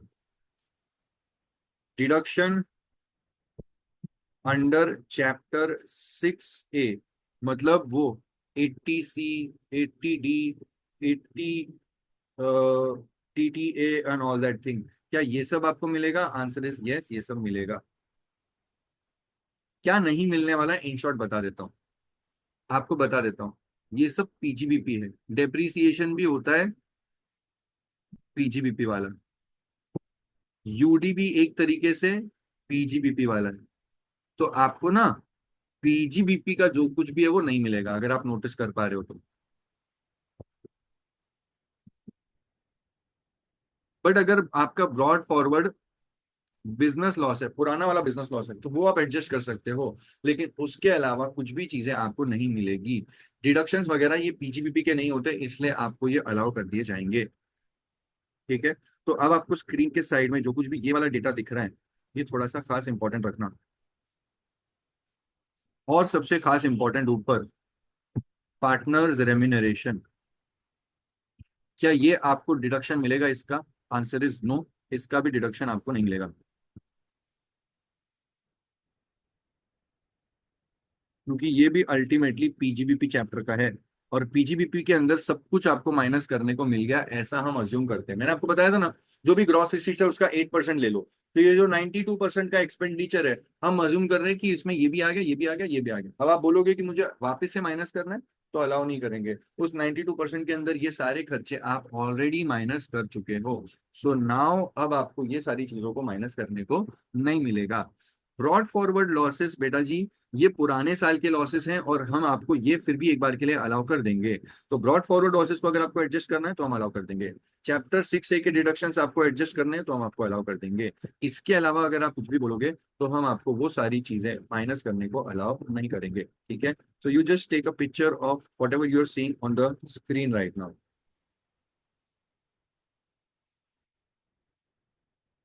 डन है? This is important. And next 5 minutes and we should be done with your PGBP. Okay ये ओके जी। जो अभी मेरे को पूछा जा रहा था कि क्या सर पीटीएस से ज्यादा शो कर सकते हैं, आंसर इज यस।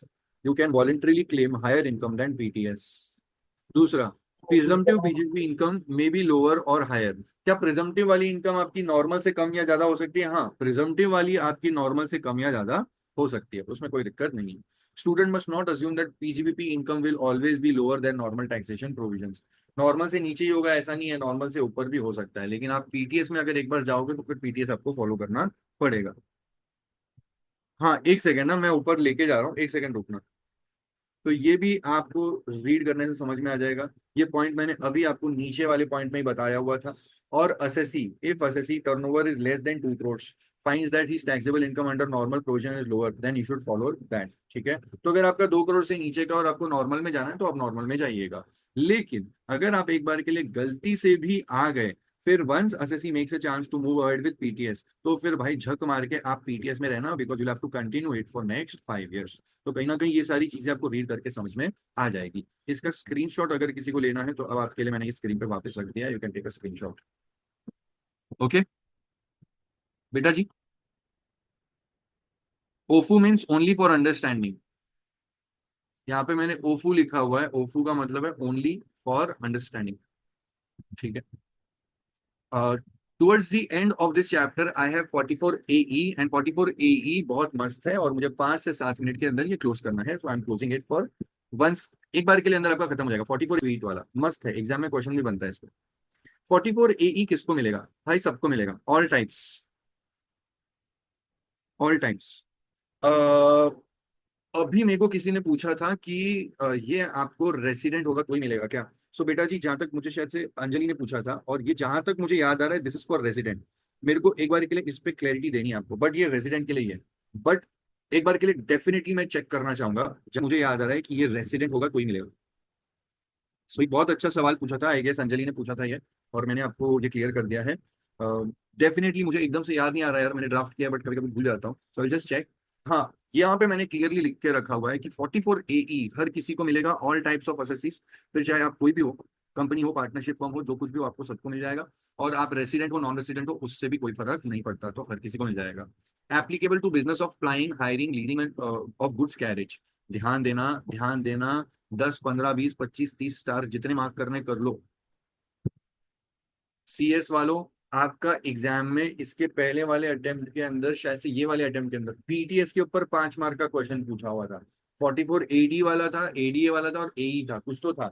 लेकिन पीटीएस के ऊपर आपका 5 मार्क का फुल फ्लेज क्वेश्चन था, बहुत सुपर क्वेश्चन था। ध्यान देना, पूरे पीजीपीपी चैप्टर में बार बार बोलते हैं पुट टू यूज करोगे तो डेप्रिसिएशन मिलेगा, पुट टू यूज करोगे तो डेप्रिसिएशन मिलेगा। लेकिन जब 44 AE आपसे बात करता है तो 44 AE never talks about put to use. 44 AE बोलता है आप you should be the owner, ownership बात करता है। कितनी ट्रक्स आपके पास में है, ठीक है। Ownership of what? Ownership of the goods carriage,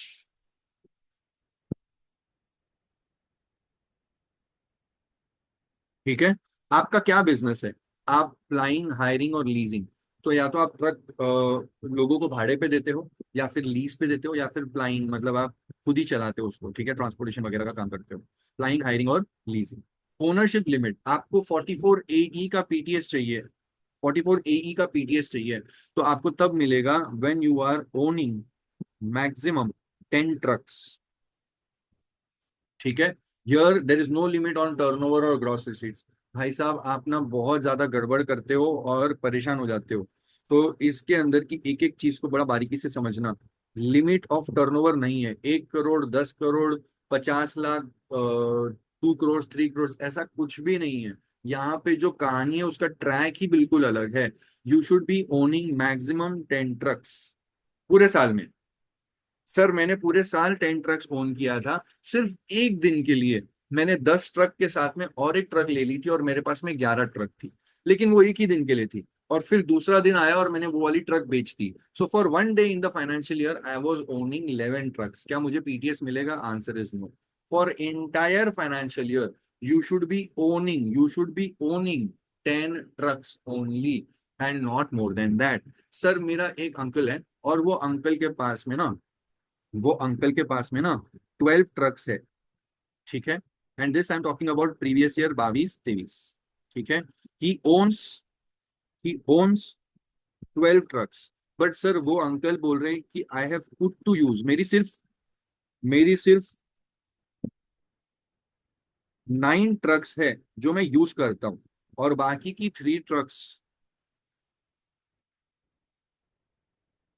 are not used yet. अभी तक वो 3 ट्रक ऐसे ही पड़ी हुई है, हमने 1 किलोमीटर का चलाया ही नहीं, उसका इंजन भी नहीं ऑन किया है सर, 3 ट्रक को टच भी नहीं किया है। बट अंकल बोल रहे हैं that I am owning 12 trucks. बेटा जी अगर अंकल 10 ट्रक से ज्यादा ओन कर रहे हैं तो फिर उनको कतई पीटीएस नहीं मिलेगा। If you are talking about 2020 to 23, then 44 AE का पीटीएस अंकल को नहीं मिलेगा, ठीक है। सर और एक है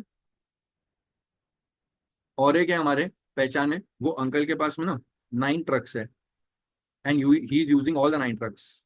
आंसर इज उसमें कोई फर्क नहीं पड़ता है। If is got only 9 trucks तो फिर उसको पीटीएस मिल जाएगा, ठीक है। सर एग्जैक्टली 10 है तो क्या? अगर एग्जैक्टली 10 ट्रक्स है तो भी इससे मेरे को कोई फर्क नहीं पड़ता है। ऐसे केस में again if you are owning exactly 10 trucks तो भी आपको पीटीएस मिल जाएगा, ओके। सो कितनी ट्रक ओन करते हो उसके ऊपर डिपेंड करता है। बेनिफिट्स ऑफ पीटीएस बता देता हूं। अगर आप पीटीएस ले रहे हैं तो वही बात है, बुक्स ऑफ अकाउंट्स मेंटेन करने की जरूरत नहीं है और टैक्स ऑडिट करवाने की जरूरत नहीं है। लेकिन अगर आप बोलोगे कि मेरी इनकम पीटीएस से भी कम है तो फिर ऐसे केस में आपको टैक्स ऑडिट करवाना पड़ेगा और बुक्स ऑफ अकाउंट्स भी मेंटेन करनी पड़ेगी और टैक्स ऑडिट भी करवाना पड़ेगा। There is no logic of basic exemption limit over here. आपकी बेसिक एग्जामेशन लिमिट से कम है इनकम या ज्यादा है उससे फर्क ही नहीं पड़ता। अगर आप बोल रहे हो कि आपकी इनकम पीटीएस से भी कम है तो फिर टैक्स ऑडिट भी करवाओ और बुक्स ऑफ अकाउंट्स भी मेंटेन करो। Sir is there any restriction of 5 साल कंटिन्यू करना पड़ेगा? नो बेटा जी, ऐसा कोई भी रिस्ट्रिक्शन नहीं है, वो सिर्फ 44 AD में था और उसके अलावा आपको ये वाली रिस्ट्रिक्शन कहीं पे भी देखने को नहीं मिलेगी। बेनिफिट्स ऑफ पीटीएस वही है जो आप ऑलरेडी पढ़ चुके हो। एडिशनली आपने यहाँ पे एक बात सीख ली कि कोई लॉजिक बेसिक एग्जामेशन का यहाँ पे एप्लीकेबल नहीं होता। और जैसे ऊपर देखा था, आपको ये वाला ऑप्शन हर साल चेंज करने का बेनिफिट दिया जाता है। So every year you can change your option, normal में जाऊं कि पीटीएस में जाऊं, ठीक है। अब बात कर रहे हैं सबसे घातक पॉइंट की, सबसे घातक पॉइंट, सबसे घातक। भाई पीटीएस की प्रिजम्पटिव इनकम कितनी होगी? एग्जाम क्वेश्चन बनता है इस पे, ध्यान देना। अगर आपके पास में छोटी गाड़ी है और ऑन दी अदर हैंड अगर आपके पास में बड़ी गाड़ी है, सो दिस इज बड़ी गाड़ी, बड़ी ट्रक, एंड दिस इज छोटी truck. Sir what do you mean by बड़ी ट्रक एंड छोटी ट्रक? तो देख बाबू, अगर आपकी ट्रक जो कैपेसिटी होती है उसकी माल ढोने की, वो माल ढोने की कैपेसिटी के ऊपर डिपेंड करता है कि वो ट्रक मेरे लिए छोटी ट्रक होगी या बड़ी ट्रक होगी, ओके। ध्यान देना यहाँ पे, when will I call it as छोटी truck and when will I call it as बड़ी ट्रक। नीचे देखो, हैवी गुड्स व्हीकल मतलब वो वाली व्हीकल जिसमें गुड्स कैरेज, जहां पे gross vehicle weight unladen weight, gross vehicle weight मतलब ट्रक का वेट, माल वाला नहीं, ट्रक का वेट कितना है। If it is exceeding 12,000 kilograms या फिर टन्स, टन्स में अगर बात करूं तो 12 टन्स। तो अगर वो ट्रक का वेट जो अनलैडेन वेट है, माल हटा दो माल छोड़ दो, खाली ट्रक का वेट की बात करते हैं, खाली खाली ट्रक। अगर ट्रक 12,000 किलो से ज्यादा की है या फिर 12 टन से ज्यादा की है तो फिर ऐसे केस में वो हैवी ट्रक मानी जाएगी और उसके लिए आपको पीटीएस निकालने के लिए ये वाला लॉजिक है। और अगर छोटी ट्रक है तो फिर आपका ये वाला लॉजिक है, ठीक है। एक काम करो, स्क्रीन पे अब जो दिख रहा है फिर फोटो ले लो, स्क्रीनशॉट ले लो, बहुत इंपॉर्टेंट है। क्या फोटो ले लिया आपने?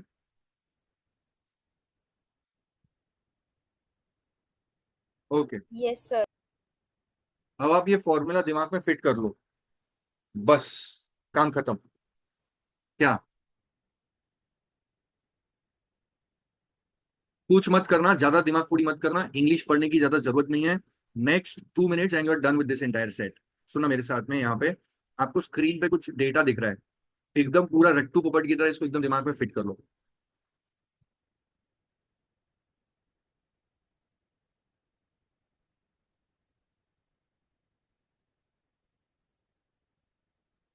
दिस इज फॉर बड़ी एंड दिस इज फॉर छोटी। अगर बड़ी ट्रक है तो एक काम करो, 1000 इंटू MTV, और अगर छोटी ट्रक है तो 7500 इंटू MV। 1000 MTV या फिर 7500 MV। बड़ी होगी तो 1000 इंटू MTV। 1000 M बोलेगा तो पर मंथ, T बोलेगा तो पर टन, V बोलेगा तो पर vehicle. 7500 multiplied by MV, M बोलेगा तो पर मंथ और V बोलेगा तो पर व्हीकल। सर आप यहाँ पे एक पॉइंट देख रहे होंगे, आपको T दैट इज टन ये देखने को नहीं मिल रहा। बाकी चीजें पर मंथ पर व्हीकल मैच होता है, लेकिन आपको T दैट इज पर टन ये देखने की जरूरत नहीं।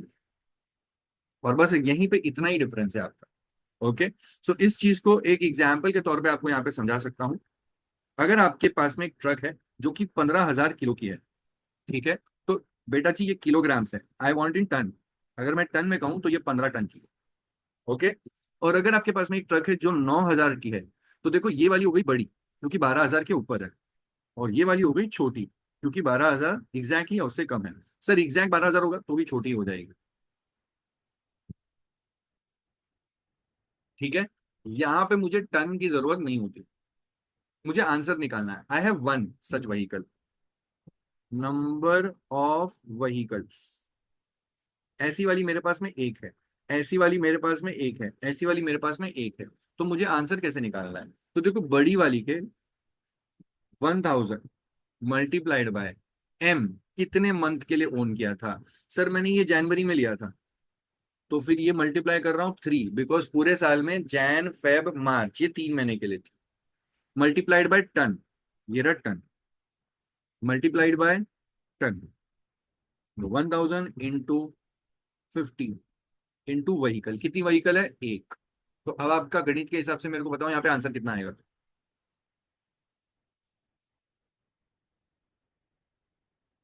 45,000. 45,000। तो this is your final answer. यहाँ पे ₹7,500 multiplied by M multiplied by V। मेरे पास व्हीकल कितनी है? V एक है, मल्टीप्लाइड बाय M कितने मंथ के लिए होल्ड कर रहा हूं। तो देखो अगर मैं आपसे ये कह दूं कि ये मैंने फेब में लिया था, और अगर मैं आपसे ये कह दूं कि ये मेरे पास में अप्रैल से है, so this was with me for 12 months and this was with me for 2 months. तो 7,500 मल्टीप्लाइड बाय 2, बिकॉज फेब्रुवरी और मार्च 2 महीने के लिए थी, मल्टीप्लाइड बाय 1 क्योंकि सिर्फ ऐसी एक गाड़ी है। दूसरे में 7,500 इंटू 12 क्योंकि 12 महीने के लिए मेरे साथ में थी, मल्टीप्लाइड बाय 1 क्योंकि ऐसी एक व्हीकल थी। तो इसका आंसर आएगा 15,000 और इसका 90,000. आंसर आएगा 90,000। ये है आपका 44 AE। ठीक है, 1000 multiplied by MTV and 7000 multiplied by MV, ऐसा करके रखना, आपका आंसर यहाँ पे खत्म होता है। सबसे लास्ट वाला पॉइंट और आपकी कहानी को क्लोज कर दूं, पार्टनर का रेम्यूनरेशन और इंटरेस्ट आपको डीम्ड PGBP में से माइनस करने को अलाउ किया जाता है। This is the only point and this is the last point for my discussion, और इसी के साथ आप पूरी पूरी तरीके से खत्म होता है। लास्ट इंपॉर्टेंट पॉइंट मार्क करते चलो और पूरी डेटा को खत्म कर लो। ठीक है सर, मेरे को 44 AD के अंदर, 44 AD, 44 ADA एंड 44 AE, इसमें प्रिजम्पटिव इनकम आया।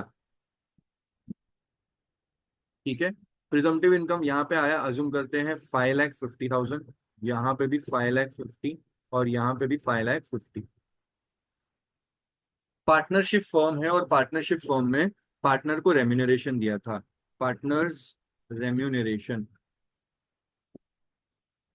पार्टनर्स रेम्यूनरेशन, पार्टनर्स रेम्यूनरेशन आ रहा था 1,85,000। सर इसका डिडक्शन मुझको चाहिए, पार्टनर्स रेम्यूनरेशन का डिडक्शन मुझे चाहिए। डिडक्शन ऑफ पार्टनर्स रेम्यूनरेशन, भाई साहब यहाँ पे नहीं मिलेगा, not allowed.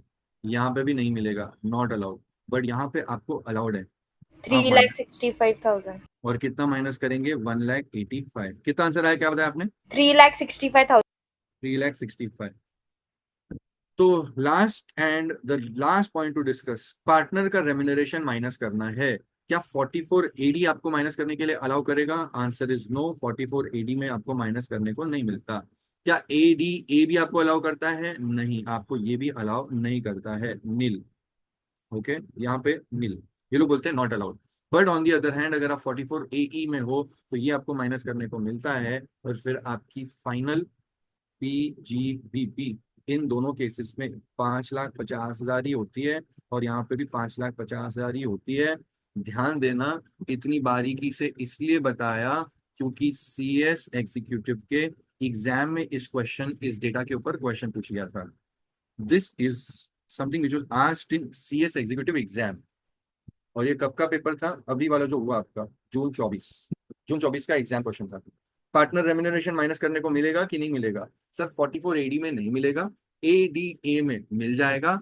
A sorry sorry, AD as well as ADA दोनों में नहीं मिलेगा, बट एई में मिल जाएगा। So before I close your discussion, if you are using my notes please make it a highlighter, और यहाँ पे इस चीज को बहुत बहुत तगड़ा इंपॉर्टेंट मार्क कर लीजिए। अगर साथ में कोई सीएस के साथ में कोई सीए और सीएमए वाला स्टूडेंट भी इसको रेफर कर रहा है तो भाई आपका एग्जाम भी दूर नहीं है, आपके एग्जाम में भी ये पूछा जा सकता है। पार्टनर का रेम्यूनरेशन माइनस करना है तो it is not allowed from deemed PGBP. ये मैंने किसके लिए बताया आपको? ये मैंने बताया 44 एडी के लिए। सर ऊपर जाओ और इधर आप यहाँ पे भी देख लो, यहाँ पे भी मैंने कहीं ना कहीं लिखा होगा, ये रहा, partner remuneration, partner remuneration not allowed. ठीक है, सो ये पूरी डिस्कशन आपकी यहाँ पे खत्म होती है। पार्टनर रेम्यूनरेशन अगर आपको माइनस करना है, पार्टनर रेम्यूनरेशन या फिर इंटरेस्ट, और उसका इंटरेस्ट दोनों ही चीज है। 44 एडी आपको अलाउ नहीं करता है, एडी ए भी अलाउ नहीं करता है, एई आपको अलाउ कर देता है। प्रिजम्पटिव इनकम में से माइनस कर सकते हो। Before I wind up I am giving you small homework. मेरे को थोड़ा सा याद नहीं आ रहा है, मैं आपको जब अभी मेरी 10 बजे, मैं अभी क्योंकि 15-20 मिनट लेट कर दिया तो 10 बजे क्लास स्टार्ट करूंगा। जस्ट जब भी मैं स्टार्ट करूंगा मैं तो डेफिनेटली याद करूंगा ही, बट प्लीज, मेरे को अंजलि ने जो डाउट पूछा था, मैं आप सब लोग को बोल रहा हूँ कि प्लीज क्लियर। यहाँ पे ना मुझे जहां तक याद आ रहा है, एई में रेजिडेंट होगा तो भी मिल जाएगा, नॉन रेजिडेंट होगा तो भी मिलेगा। बट ए डी इसके लिए अगर आप रेसिडेंट हो तो ही आपको मिलेगा, एज वेल एज ए जो पीछे गया, और ए डी जो ये रहा, इन दोनों में रेसिडेंट होना चाहिए। ये बात मेरे को लगभग लग रही है, बट आई एम स्टिल, मैं ऑन रिकॉर्ड बोल रहा हूँ, ए डी एडीए एंड एई, इसमें मुझे एक बार के लिए कंफर्मेशन लेना है। मैं डेफिनेटली कंफर्म करके आपको बताऊंगा, बट आप भी अपने एंड से चेक कर लेना, वरना 10 बजे जब मैं आऊंगा तो सबसे पहले इस पे क्लैरिटी दूंगा। ठीक है, अभी के लिए ब्रेक लो, खाना वाना खाओ। I will see you at 10, probably 10:10:05 हो जाएगा, 5 मिनट आगे ही हो जाएगा। हाँ हाँ सर, थोड़ा आगे पीछे कर ठीक है, लो। सी यू, मिलते हैं डिनर के बाद में।